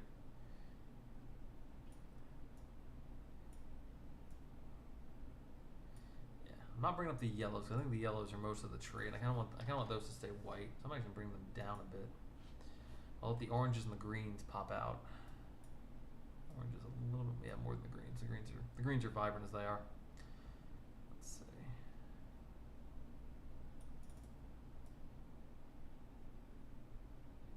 Cool. That one looks good. Get some color work. Boom. All right. What other ones do I want to work on? I saw this interesting tire, which has some interesting color work going on here. So let's edit this one a bit. I've also, for some reason, don't ask me why, I've got "We Built This City" stuck in my head. So yeah, that's just a fact, just a thing to know. It's important to have a like goofy 80s song in your head when you edit. This photo is about texture. So it's about the texture of that tire kind of sticking up. Dehazing's a bit much. Phone, wherefore dost thou vibrate? Yeah, much of adding to stories. I don't want to widen this a little bit. This one as a square does kind of work for me. Now I think about it, the more I look at it this way, it does kind of work. Alright, so let me do a select subject mask. Theoretically, this one should be really easy because there was a real difference between the texture of the subject and the water. But okay, good, that worked really well. Invert, because I want to play with some stuff.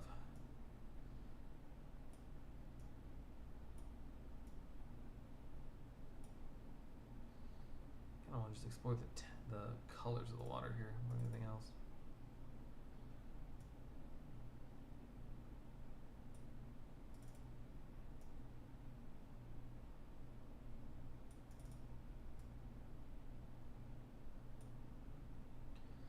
Yeah. That's it. We're just going to crank everything up. No introduce. Bring the saturation down a little bit so that we don't lose the tire, but we're going to brighten it up.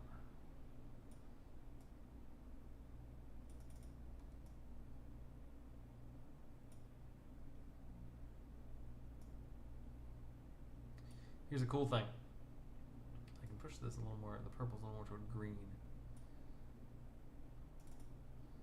I can push the whole thing toward more yellow, but here's the cool thing. The white detailing you see here is cloud. So the white detailing in the the brighter parts of the water, those are the clouds reflecting, and everything else is just the colors that are in the water naturally. I guess there's a little more red in it. I'm surprised that went as pink as it did. All right, cool. That photo just looks interesting. Like, I didn't know what I was gonna do with that photo, but now I'm really happy with it. Texture looks really good. I really love the. I mean, this. Let's see. What's I shooting at here? This is 375 millimeters. So kind of a little over halfway, a little more than half. But man, the detailing on this looks so goddamn good. Such a crisp lens. All right, let's put some light over here. By the way, big shout out to Maddie Erdiger, whose last name I'm almost guaranteeing I'm pronouncing wrong, for recommending this lens. I was looking at telephoto lenses. She's a professional bird photographer, and that's what she came up with. That's the one she uses. So, big thanks to her. Let me quickly plug her Insta because her photography is fantastic.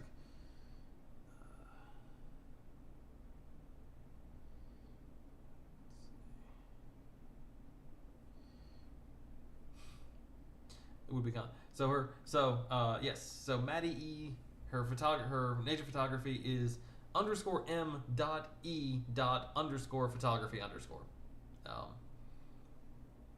And yeah, she just did a photo shoot with foxes, which is adorable. But she does foxes, she does a lot of bird stuff. Very, very talented photographer who recommended this lens, and is kind of the reason I'm able to take pictures like this today. So yeah, Mattie E, Mattie, cool. Anyway, we're playing with some colors here. Let's leave the blues where they are. What I'm kind of doing now is adjusting the colors that you don't really see. Because we definitely see the purple, and we definitely see the magenta in here. So we know what adjusting them will do. But adjusting the reds, I'm kind of brightening up that line there. I brighten up the greens. Now the greens are on the tire itself. I'm gonna leave the greens where they are. I'll actually brighten them up here. If I bring up the yellows, you're gonna get, that's a bit much, it's a bit too sickly, but the oranges might give me a little bit. Yeah, gives me a little more texture. Make the yellows a bit. Cool. All right, that photo got real weird, looks trippy. I love it, it's in. Let's look at this one. Let's not look at this one, I'm bored of this one. Let's look at this one. Lens flare. One of my basic things to do with a new lens is to aim it right at a bright light and see how it flares. In this case, this is how this one flares. And this photo will be an interesting one to edit, so we're gonna do it. Kind of get that sun flare centered. So I'm like right about that. And we can expand it and expand it a little more. Yep, no, I got, we're still on, we built this city. Okay, so clarity, dehaze. I'm gonna do a dehaze thing separately. We're gonna reset that from here. Texture, texture's interesting. This one I want to bring up the saturation. Yeah, bring up the colors. Right, saturation or, nah, we're gonna do saturation. Saturation's a little more of an even color wash. That looks great. Bring the highlights down or keep them up. Same with the whites. Let's bring the whites. Man, this photo looks cool. I can't decide. I think I'm gonna go with a little bit brighter, but not much. I think that's pretty good. Bring the blacks down. I'm gonna do that separately. Bring the shadows down. Kind of doing what I was gonna do anyway. All right, so let's do a quick radial mask. I'm gonna keep this as a circle. I'm gonna put it kind of right over the top. And invert it, so we're selecting everything else. We're gonna bring up the feathering, so we're kind of getting just that outside area. And now we're gonna crank up the dehazing. Not 100%.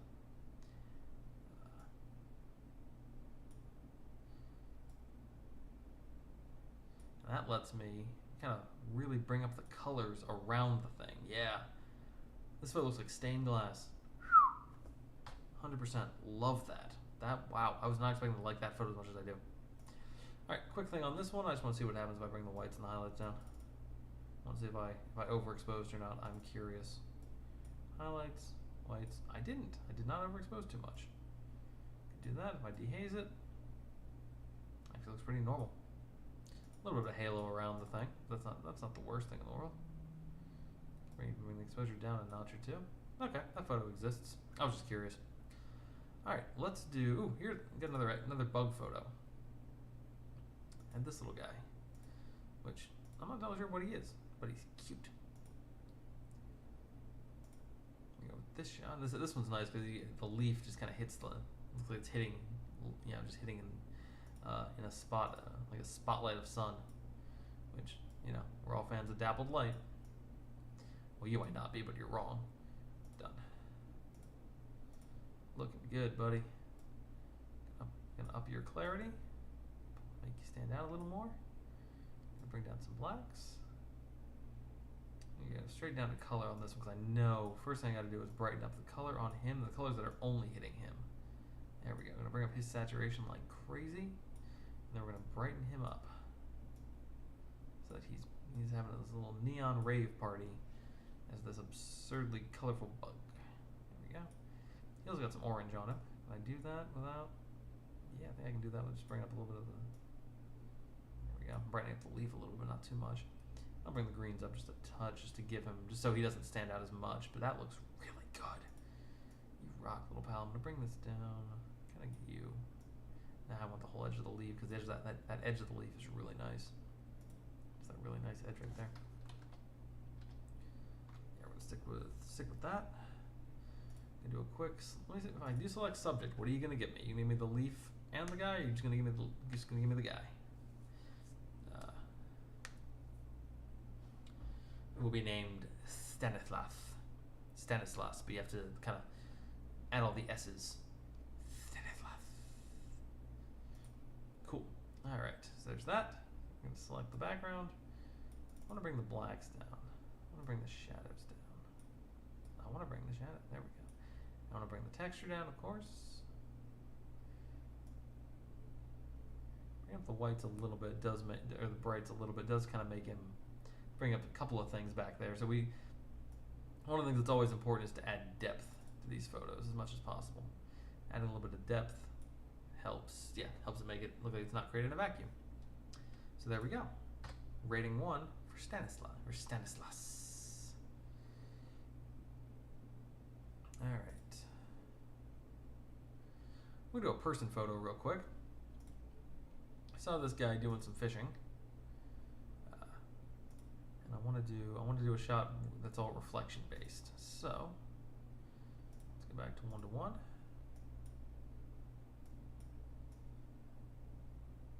There's a little bit of that shoreline, and the rest of it's reflection. So done.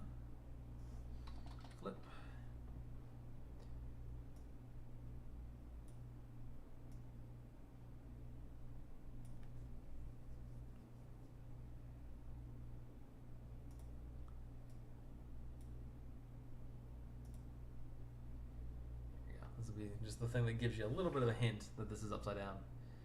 Yeah, you're looking. First glance, hopefully will not recognize what's going on. I'm cool with that. All right, texture, a little bit, not so much. I'm gonna push it a little more toward green. Yeah, it's a bit much. We'll adjust the green individually down here. If I push our oranges, yeah, we'll leave the oranges where they are. We're gonna push our yellows a little more toward green. Put our green saturations up. Brighten them up. So they make a nice contrast to him. Could brighten the reds. Don't really need to. Actually, I want to brighten the blues. Or saturate the blues a little more. Make him stand out a little more. Yeah, orange up looks good. Cool. I'm going to do two versions of this one. I'm going to do a black and white as well, because I like it. I think it's, I don't know. Again, this might be a crutch, but to me, I felt black and white. Black and white does. If I listen to select the subject, what is it going to do? Black and white makes you think makes you think about composition a little more. So I like to go to black and white when I can. Couldn't find one. Yeah, no kidding. All right, back to done real quick. Let's put the texture back where it was. I'm going to do a brush. It's going to be real.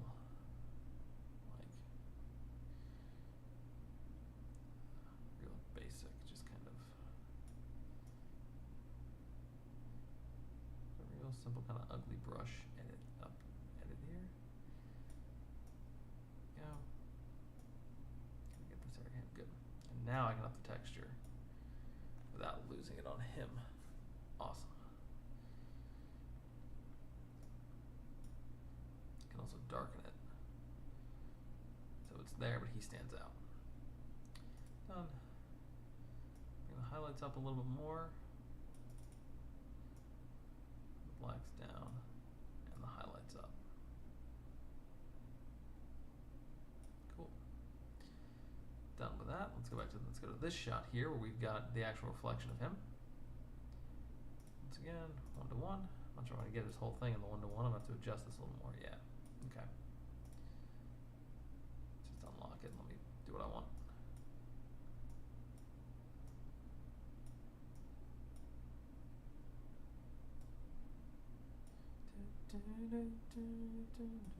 Yep, no, we built the city stuck in my head. So that's what I'm doing. And now I'm gonna take this guy. I like how the colors work. I didn't do any masking here. And we're gonna synchronize. Check all minus crop. Sync. And that looks pretty good. We're gonna do a little bit down here. Push our yellows a little more toward green. Actually, no, we're gonna, yeah, we can do that. Push our yellows a little more toward green. I'm going to do a brush on this one.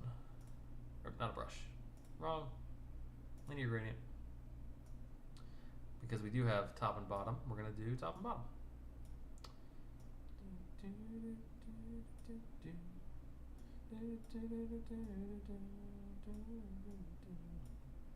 Specifically, it's the We Built This City cover by Ninja Sex Party.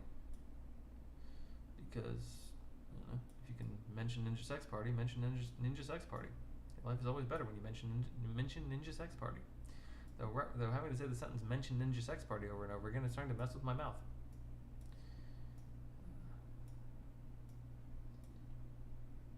Desaturating that's not doing as much for me as I wanted it to. Push the whole thing to blue.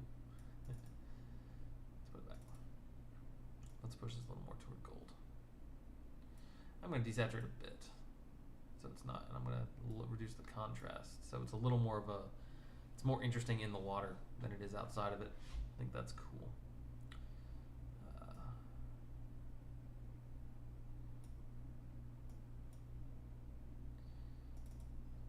Let's reduce the texture on him. Clarity. Put the texture back. Just reduce the clarity a bit.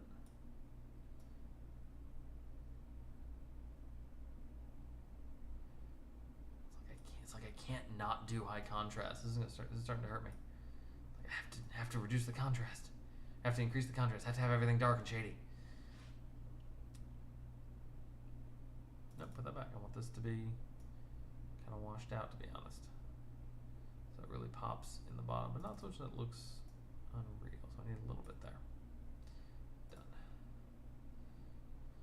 That one's alright. Can I go any higher on that? I think I can. I can go a little bit higher and get the end of the guy's fishing pole. Here's something I just found out. Arrow fishing. Is it like bow? I mean, I've heard of bow fishing, but they have bows now that have a full-on fishing reel on them, so you can shoot. You can shoot at and like hit a fish with an arrow and then reel it back in, which I just think is awesome and absurd and just one of those moments where you're like, holy human civilization, and one of the weird side effects we got of all the incredible accomplishments is that. Call that the Mayo Chup list, because it's everything we've achieved, and also somehow we ended up with Mayo Chup. In this case, ended up with reelable fishing. All right, so those are pretty good. Ooh, let me work on one of these. We found this cool. This is like second to last photo here because I've been saving a photo for the very end. Came across this little bobber dangling from a branch here. I wanted to see about taking a picture with it. Which I think this one's probably the one I like the most because it's in a nice crisp focus. Now, if I bring down the highlights, one thing I don't have here is a really different sky, but we're gonna work on that. There we go. Bring up those shadows. Nice. Getting a little noisy. I don't like that as much, but we're gonna work on it. First of all, step one, crop.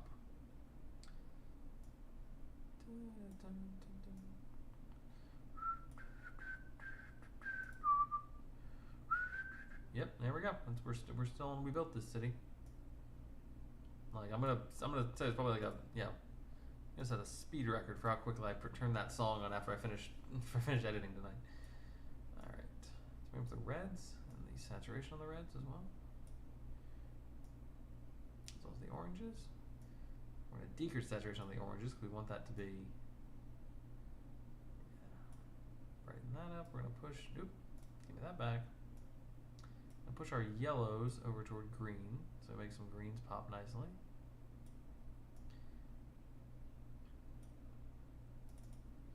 Let our greens be a little more green, but I'm gonna leave them kind of like that. Up the saturation, and I could brighten them up a bit, but I think it's better. I think they're better kind of as is. Let's see. Bring that a little more.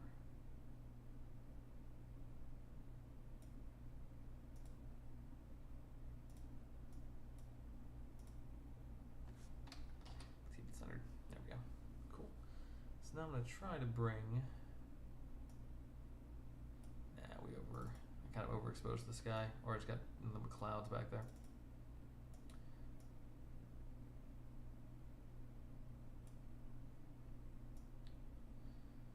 Alright, I think that's kind of cool. Up in the dehaze, no.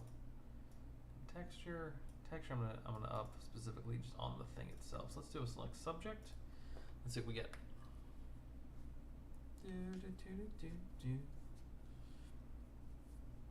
Pretty perfect. Cool. Up the texture. Make that pop out. And now we're going to reduce the noise. Bring that down. Good. I'm also going to reduce the saturation now. Something more this way. Nope, don't like that either.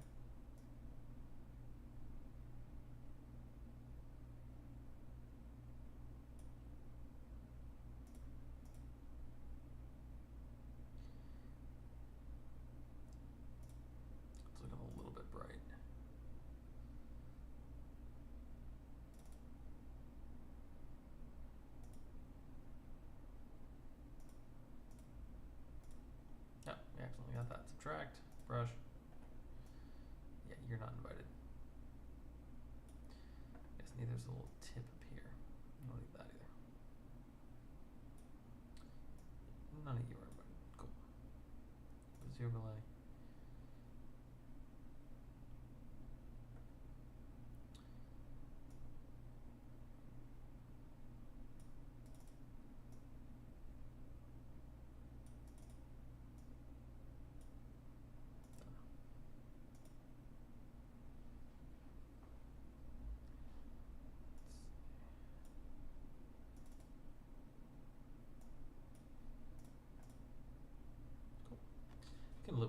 looks pretty good. Let's mark that one. I'm gonna check this guy. I think there were a couple here that I got a little more. Let's see what this one looks like if I kind of bring it as a cropped up thing.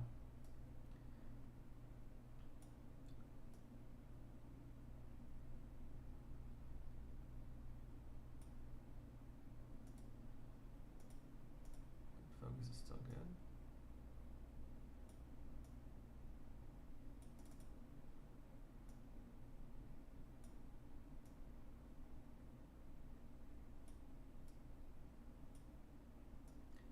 What's my lens I gotta clean off? Or on my sensor, actually my lens is fine, just this stuff up here. Hate having to do this. But they're small dots, they're easy to fix. That's why we have this tool.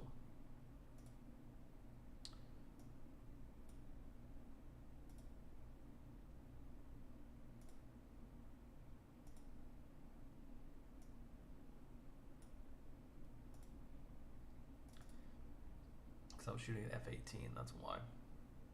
My depth of field was deep enough that it was actually picking up specs on my lens or my camera sensor. Cool, it's done. Let's do a quick select sky. Let's see what I get.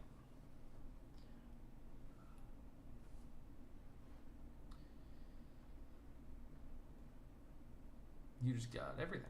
Okay, cool. Turn that off. Select subject. Let's see what you get me if I tell you to do that.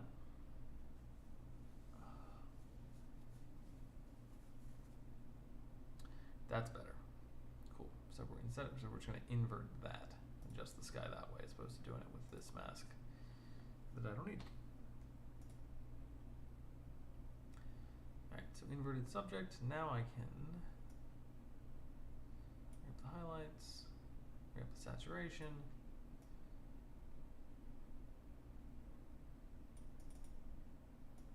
Texture a bit. Noise reduce as well. All the way up, please, thank you.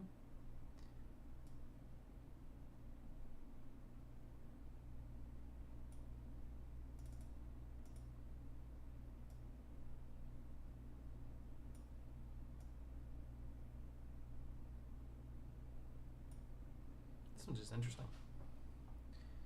Cool, let's come down here. See if there's any colors to adjust. A little bit of magenta hanging out in there. We're just gonna desaturate. Blues. Some more blue in there. Leave the blues where they are. Actually, let's bring these blues up a little bit. I don't know. Yeah, let's leave them where they are. Leave them at that. I'm gonna do another addition. I'm gonna do additional blurring brush up top. Yeah, new mask, brush. This whole area up here that's giving me a little bit of color difficulty. You know, I'm seeing a little bit of pixelization. And we're going to reduce the texture and the clarity. Catch the edges of this over here. There we go. Good. Done. That looks pretty awesome. Let's mark that as well. We got a couple good ones with our little bobber here. All right, last photo, and the one I've kind of been. I think at this point I've kind of edited a photo. I haven't done a lot of turtle photos. There's definitely more turtle stuff to do because I did do a lot of turtle shots. But this is maybe where I'll pick up the next time I edit. Let me just click on this one real quick. See what this looks like if I widen it up.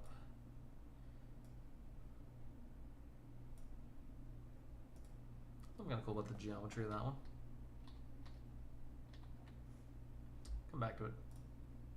Yeah, I got some interesting turtle stuff. I got this lizard here, who's really cute and got a cool blue tail. Got my lizard, or not my lizard, my turtle here, who's sitting on his little spot.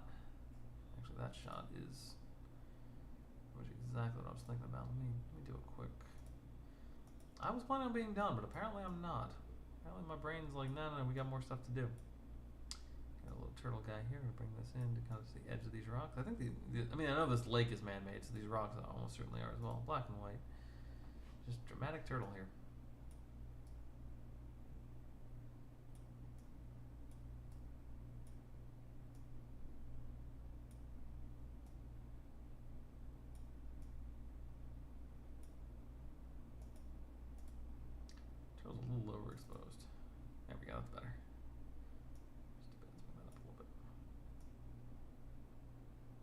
hazing actually really works on this guy.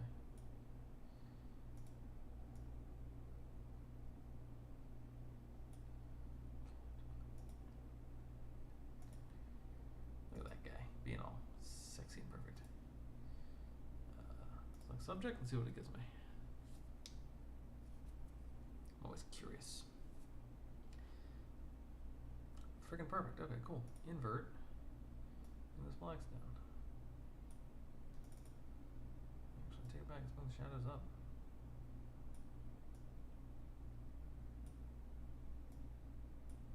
There we go. Let's keep stuff going on behind him.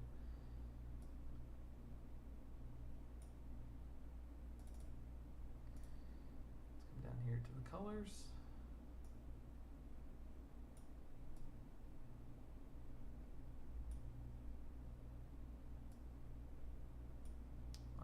Favorite little dramatic turtle there.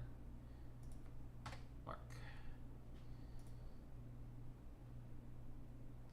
What I can do with this shot, because I was curious about trying to do some juxtaposition of our little turtle on his little perch.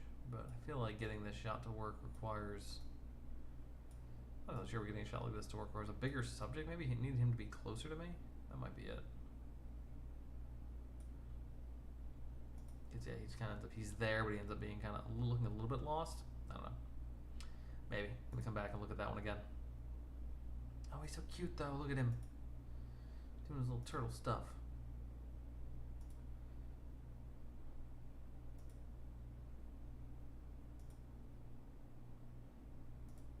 It's also funny because you could hear him from across the lake. You could hear his shell scraping as he was, as it was climbing up. You could hear him scrape, like, I was like, why does it sound like stone is scraping? And then you look over and say, oh, the turtle's climbing up on a little rock. And yeah, now he's definitely about to break into some Hamlet. That's his thing. He's a very dramatic and well-read turtle. Yeah, little guy. Look at you go. You conquer the world.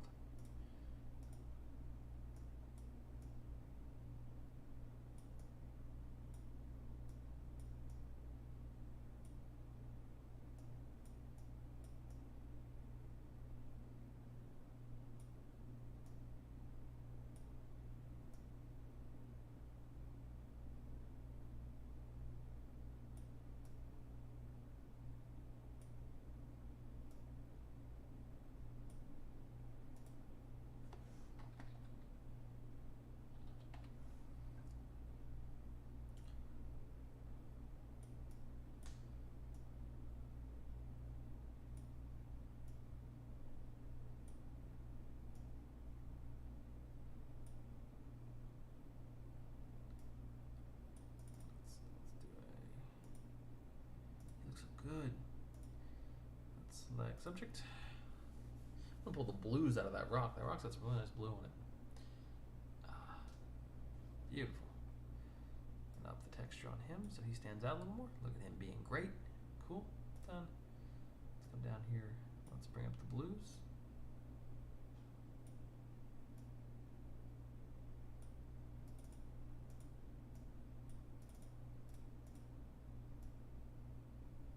Oranges a bit.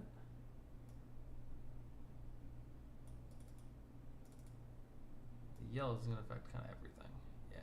We're going to turn the yellows down. We're going to desaturate them. Nope, not the orange. We're going to make the oranges push. We're going to push the oranges, make them pop a little more.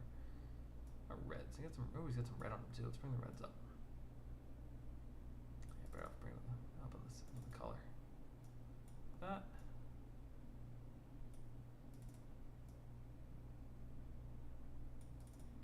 Better off adjusting the hue.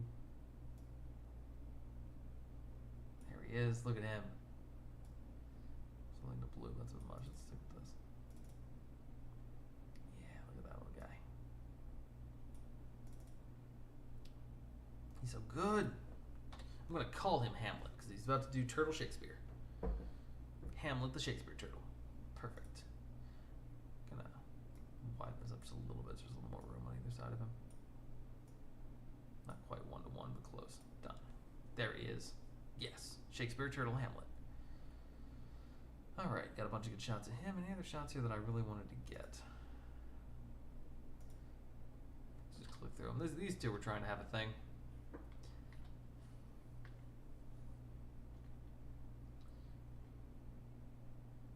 I like the ripples around this guy's head. It's kind of funny. I might do something with this. Ooh, you know what? All right, fine. Damn it! I'm trying to be done. I'm trying to get to the last photo, but these turtles keep give me some good stuff to work with. So we're stuck with it. We're gonna keep editing turtles.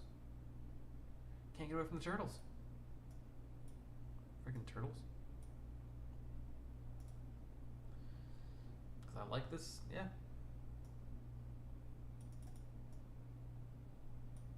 Got a little purple in his shell. Interesting.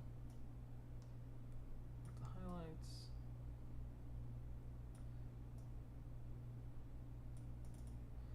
If I do select subject, what are you giving me? If anything, you're going to give me his face, aren't you? You're going to give me a little bit of his face, and that's about it. No, you give me more of that? Okay, I can live with that. Cool. Let's invert this so that I can then bring in some shadows. That looks good.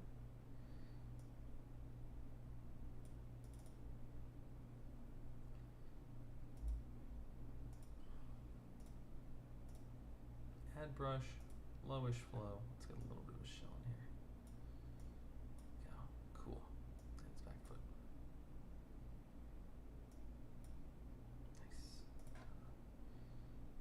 Let's come down to some color work.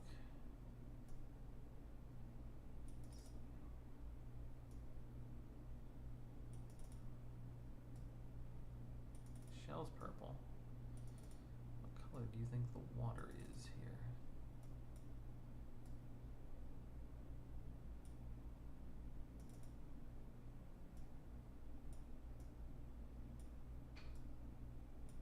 Aqua, okay. That's actually pretty cool.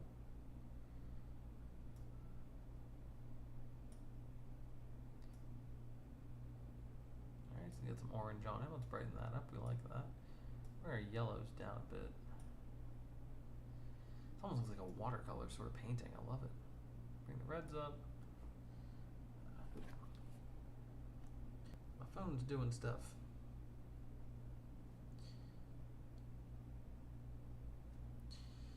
Let's see. Cool. All right. I think I want to bring the purples down a bit. I don't want him. He's standing out a lot from there. Yeah, that doesn't look too bad. Let's go back to our masks real quick. I want to bring the texture down on the water around him, so his head and his ripples stick out. Done.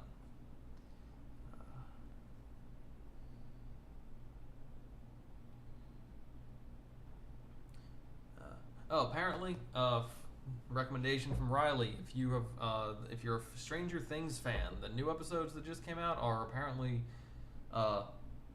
real big all caps. Like they're all caps reactions. So if you're into Stranger Things, yeah, maybe yeah. Like apparently you got a pretty glowing recommendation from Riley. Yeah, a bit much. A little bit. Just a little bit more blue. Just a tiny bit. It's 5200. Let's take it to go in the wrong direction. Yeah, something like that.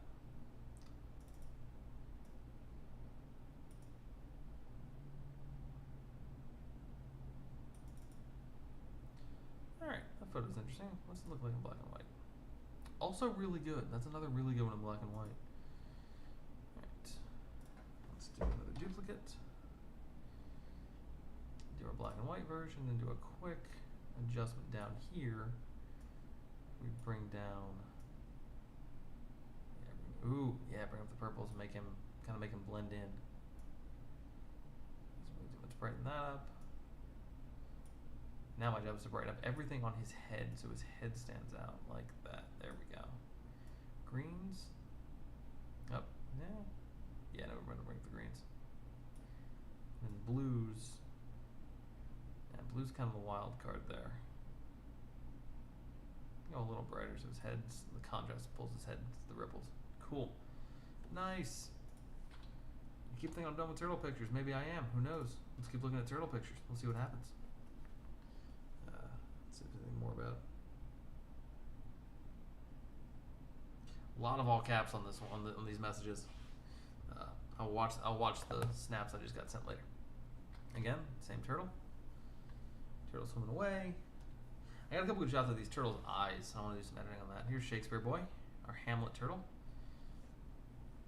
Looking just so dapper. So dramatic. The world cannot contain the power of this turtle. Whose shell I would really like to bring the whites down on.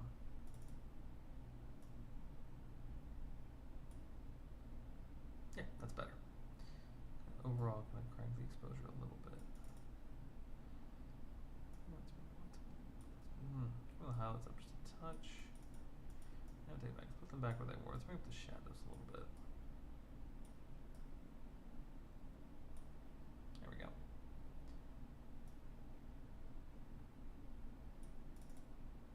Yeah, we'll leave it like that. That works. Anyway, moving on. That's all Shakespeare turtle.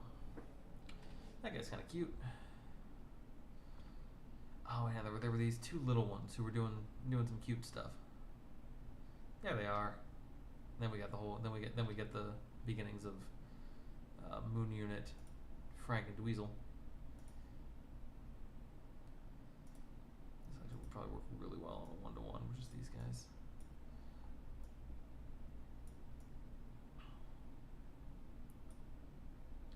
Done. Let's go up a little bit.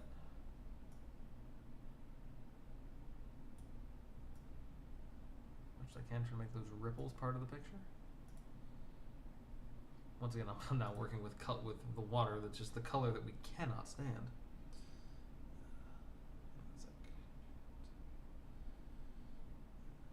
Yeah. So yeah, we're gonna black and white this because I really don't want to. I really don't want to be replacing the watercolor again. Yeah, kind of sick. I'm just gonna black and white this photo and play with it from there. Clarity up so we can get those turtles to stand out nicely. Dehaze. Yep, pull up the texture of the water. Darken the turtles a bit. We're going to work on that. I'll select the turtles in a second to do that. So let's bring up those shadows a bit. Let's do a quick select subject. Give me these turtles. I'm a disaster. Those are some good turtles. You gave me some real good turtles. Let's invert this. And now I can darken the water, add some more contrast. Reduce the texture though. So we had some color going on there. I can bring up the whites. On that fun balance where I still get the texture and some actual detailing in the water, but it's still bright enough that you don't lose the turtle. Plural turtles. Which means dehaze is not the tool for this one. Blacks down might be a little bit cool. So we're gonna do a new mask. We're gonna select the subject. I'm gonna brighten the turtles a little bit and gonna up their texture so we really can so their details come out. Because again, the more detailed a thing is, there we go, the more upping the texture will brighten it. For some reason that's not helping. Let's bring up the shadows.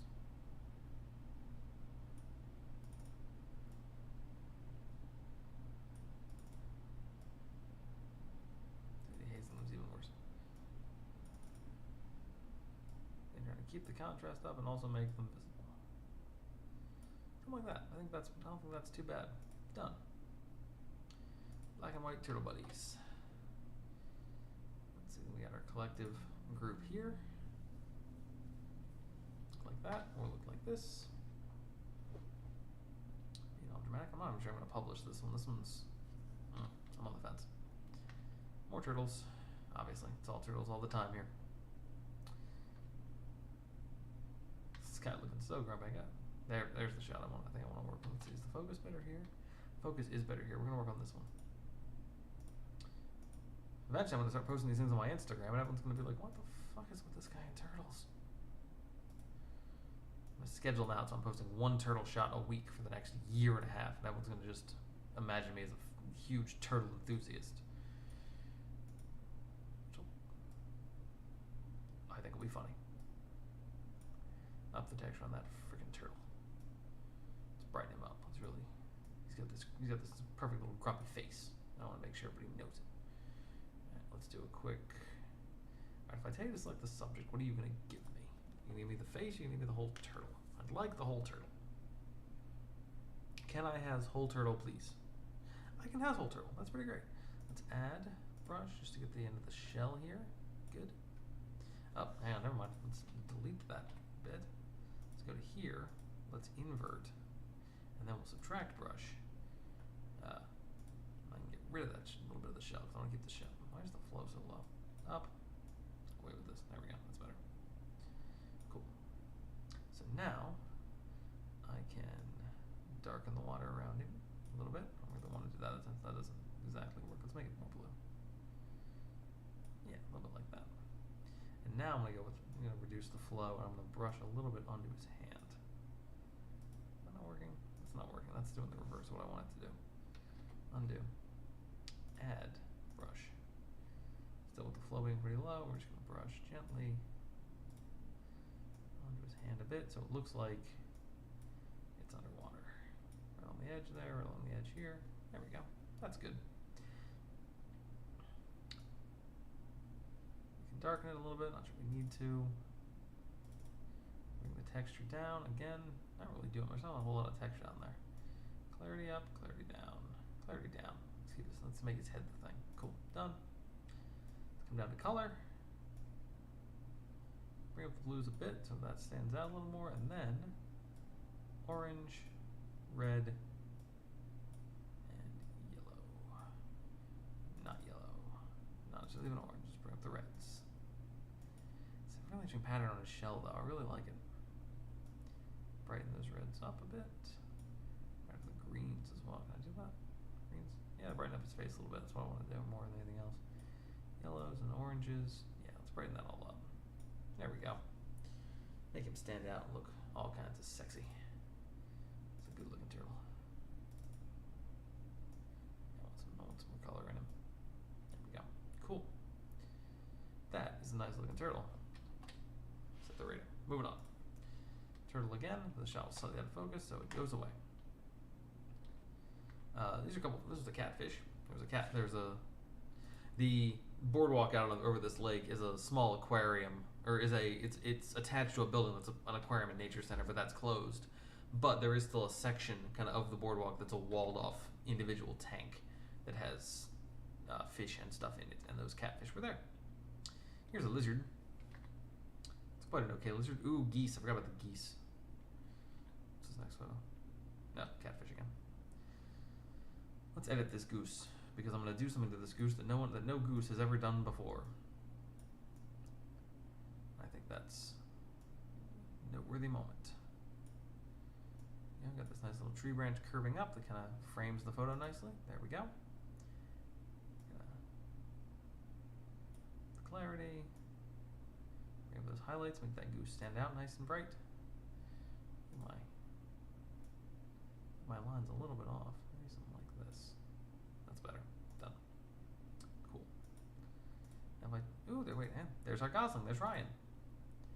Let's do a select subject. I'm just curious what this is going to give me. Really curious what you're going to give me on this one. Not bad. That's actually mostly what I wanted. Let's invert this. Oh, maybe not. Zoom in. Subtract brush. Flow up. Make sure we get all these gooses here. But mostly what I want is their necks. Because I want to be able to separate their heads from the background using texture. Let's get the beak. There we go. And this one here.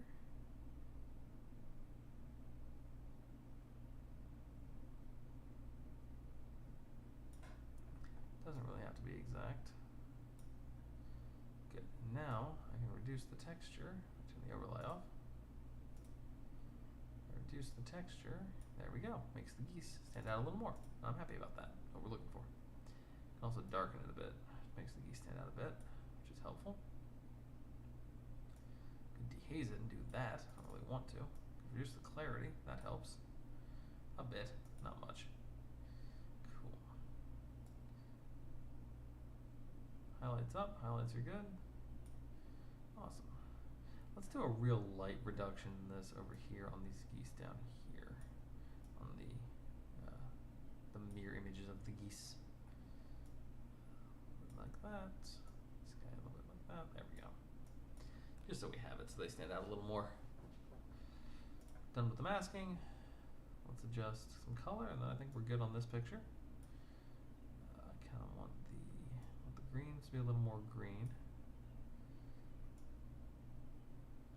We're going to bring up the blues here just to brighten up those geese. We're going to darken the greens. Up the saturation on them though, so it'll be nice and vibrant, like that. Almost a monochromatic shot at this point. Yeah, that looks good. What if I brighten the oranges? A little bit on the geese. Let's up the saturation. Yeah, there we go. Are you coming in yellow? They're not really coming in any color at all. It's kind of a little bit of red on them. That's patchy. Okay, we'll go with that. I like that. I think that's pretty good. Mark it, and we have now done something that no geese has ever done. By having a shot with the water in it, we are forcing these geese to reflect upon the horrible things they've done in their lives. That's right. I'm forcing you to reflect. You've never done that. That's why you're not looking at the water. You don't want to acknowledge what you look like and what you do. Can't look at yourself in the mirror, huh, goose? Yeah, that's what I thought. Anyway, this is the back end of a fish. What else we got here? Another turtle. Again, Hamlet turtle doing his thing. We saw this. These are the panoramas. They came out very nice. We got our dragonfly buddy. We saw him. Some more panoramas. Another moment of our friend Jeff here. And Jeff is adorable. We already got a really good picture. Ooh, that's actually... Oh, man, Jeff. Jeff, you look great, Jeff. We're all about you, Jeff. All right, Jeff, if you say so, we're going to... We'll do another photo. Actually, we're just going to sync the first photo.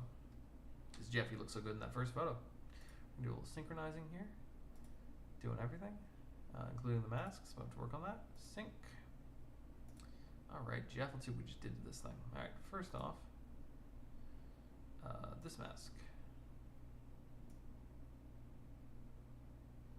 It's supposed to go there. I'm not really liking it. We're going to get rid of that mask. Delete. Delete that mask. That's cool. Second mask. This mask is AI assisted, so let's update it. This is going to detect our subject again, and then we're going to adjust your position, Jeff. There we go. We've easily selected the lizard, but we're going to subtract brush. See the overlay? This little section over here, because that's not about you, Jeff. That's not you. It's part of the doc. There we go. Jeff the lizard. Been selected. Cool. And this mask is that eye light that is not doing me any good, so we're going to delete that and make a new one. In a second, let's adjust our crop first. Go away, you awful geese. Do this one kind of centered because I really like the shadows being cast down there. I'm really a fan of that. Cool. We could widen this. It's like a something like that. Yeah, it's pretty nice. I set this as 1:1. How close am I? Oh wow, pretty spot on. Yeah, let's just do that.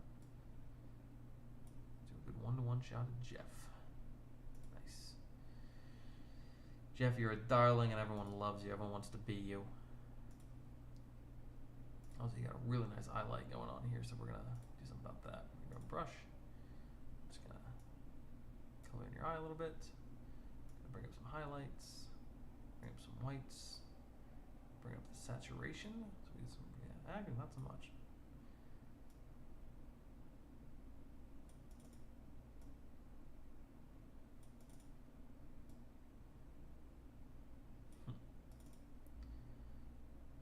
Pretty happy with that, Jeff. That looks pretty good.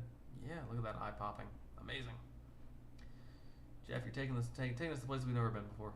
New mask. I'm gonna try a color mask over on this thing back here and see if that does any. Oh, geez, that's awful. Yep, no, hate it. Delete, go away. We'll live with this. Done. Let's come back down to some color here. I wanna push those greens a bit. And I want to push the greens a bit more toward green.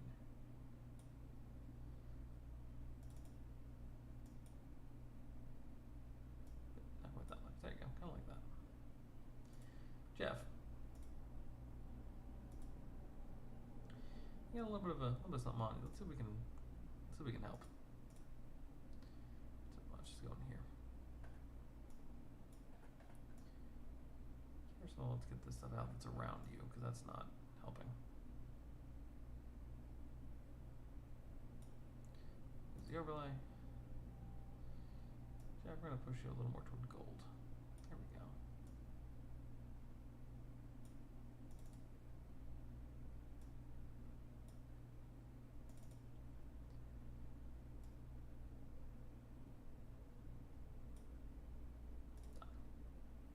Jeff, you are a good-looking lizard, and we're happy with your pictures. Bring the red saturation down just a bit.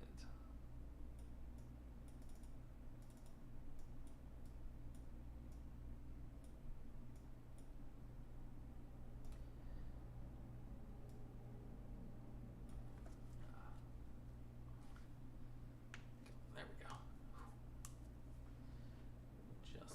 Just in the crop a little more. Something about this isn't making me happy. Rotating, it's not the answer. Unlock that. Thank you. We're gonna come in a little more. We're gonna make this more about Jeff. He's a sneaky lizard. We're gonna do a bit of a sneaky crop on him. There we go. That looks a little more voyeuristic. I like that. Jeff, you're crushing it. All right. You look so good, Jeff. All right, so those are most of the shots that we've done. I've got one more that I want to do. Didn't really do this bench, but I'm cool skipping the bench shots. We did some sun stuff, we did some tire, we did that bob thing, we did Chloe. And I mentioned at the beginning of this that I came across somebody who walked their cat. Well, I took a picture of their cat, and this is that picture. And this cat looks amazing. I don't need to do almost anything to this photo, because this is what this cat freaking looks like. This is a shot, just the cat was in the right shadow, my settings were right. The texture on that cat, make that cat look amazing. Yeah, you can sort of see the people on either side, and that person, there's a bit of a hand there. But we're not going to do that. We're sticking with this dramatic kitten, just kind of showing up and taking the world by storm.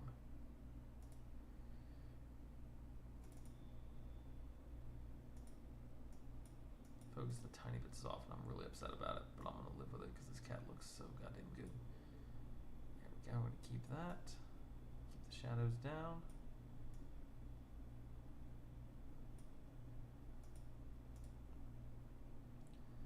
Let's say select subject. Give me this whole cat. I want this whole cat. Give me the cat. Yeah, good looking cat. All right, cool. So now I can invert this. Darken up the background a little bit. There we go. Done with the masking. Let's come down to color.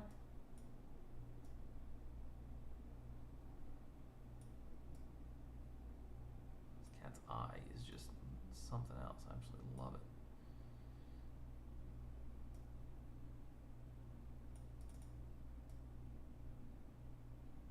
The yellows a bit. The oranges a touch. The reds. Only red to speak of. That's fine. Brighten up these oranges.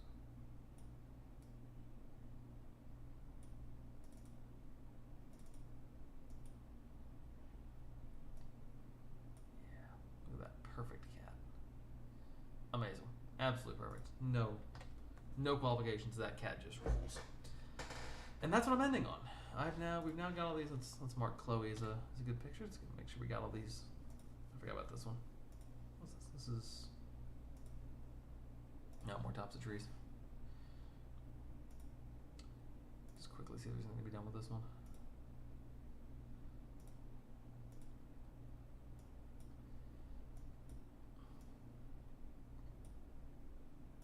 Quick little conference of trees here.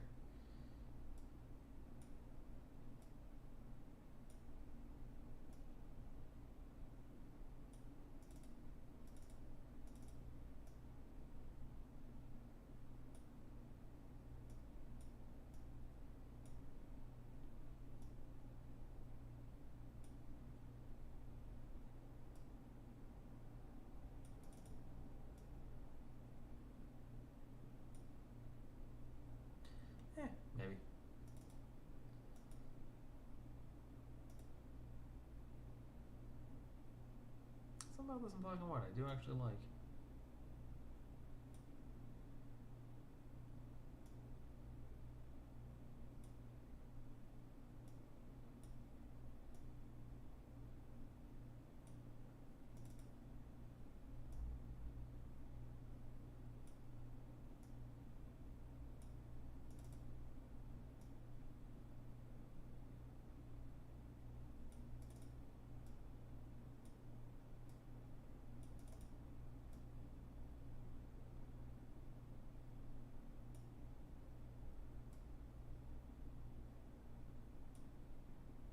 Yeah, something about that's kind of cool.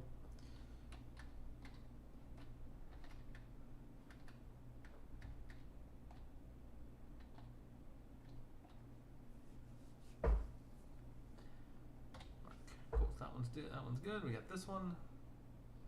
If you like, we got this one, which is more the silhouette. Still we built this film. We built this city. We got this tire that ended up looking really freaking dope. We got our awesome lens flare. Yeah, we got a lot of really good shots here. All right, let me actually filter this by rating. This is what I do. It's one of the reasons when I finish a photo, I hit 1 to give it a 1-star rating, because now all the photos we took, or all the photos we edited, have been rated. Oh, there's one other one that I did want to do. How's that? There was one other one I definitely wanted to touch on, and that was it's this one. Either this one or this one. Yeah, maybe the first one. Because I wanted to do something with the turtle's eye. I thought that was really cool. There's this guy.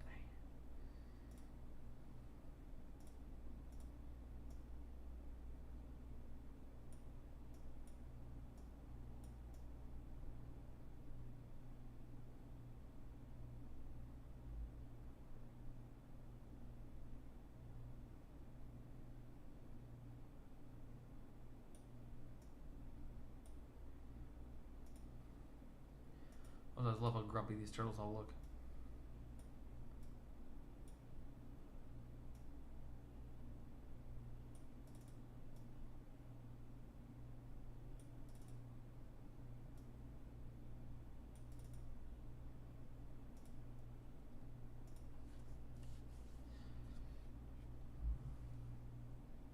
So whenever I sit down to be like, I'm actually going to stream kind of as a work thing, I end up streaming for 20 minutes and stopping, and then when I stream stuff like this, I'm like, oh, it's 2.5 hours. Yeah, this is good. I'm not done yet.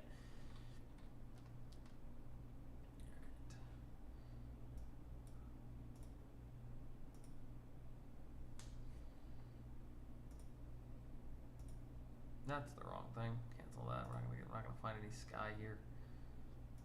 I was like, somebody thinks I do want to work on his face.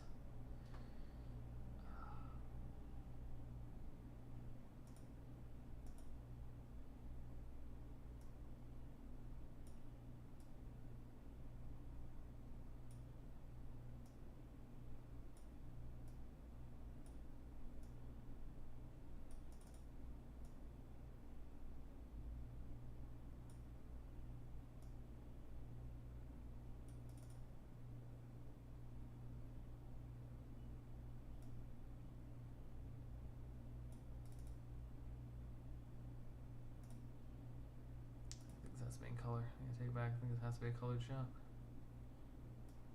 Here's do some color work in here.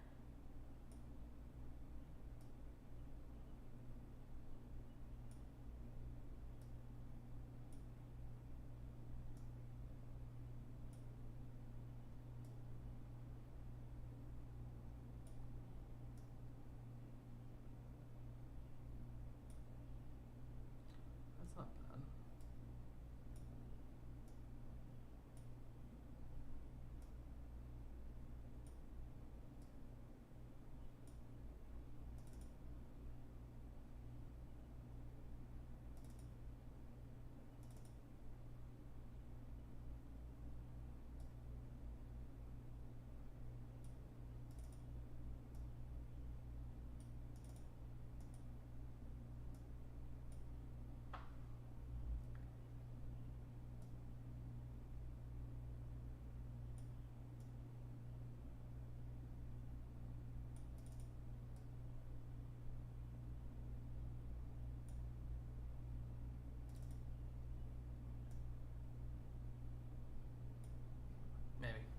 this one.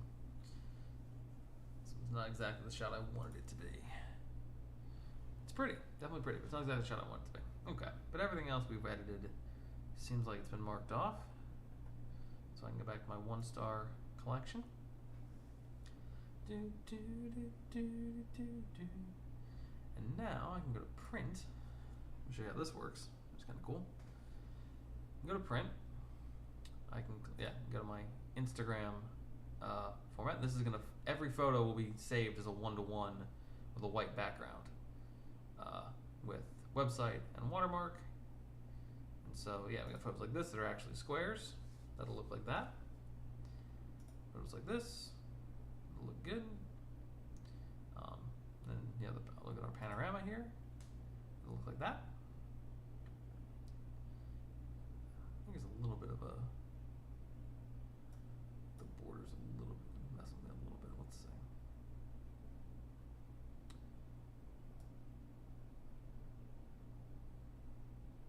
Widen that up a bit. We don't need it to be. Oh, no, take back what we needed. Yeah, that's why we need it to be that, because for square stuff,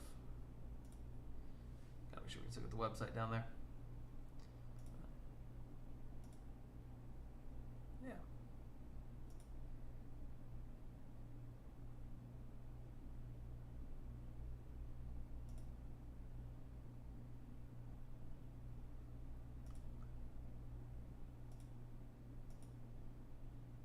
That guy looks so freaking good. There's Chloe. Yeah, amazing. And there's Jeff. And Ryan. And also Ryan. And this guy. We like this guy. So, yeah. Alright. Cool. So I'm going to go ahead and save these, and that's probably going to... let's go back to our cat, because I really love that cat shot. Cool. And then we're going to click off and go to stream. So yeah, thank you for joining for this. I look decidedly more of a disaster than I did at the start, and that tells me I've done something good. It's also 5 in the morning. Jeez, I don't know how this happened, but anyway. Yeah, that's where I'm at right now.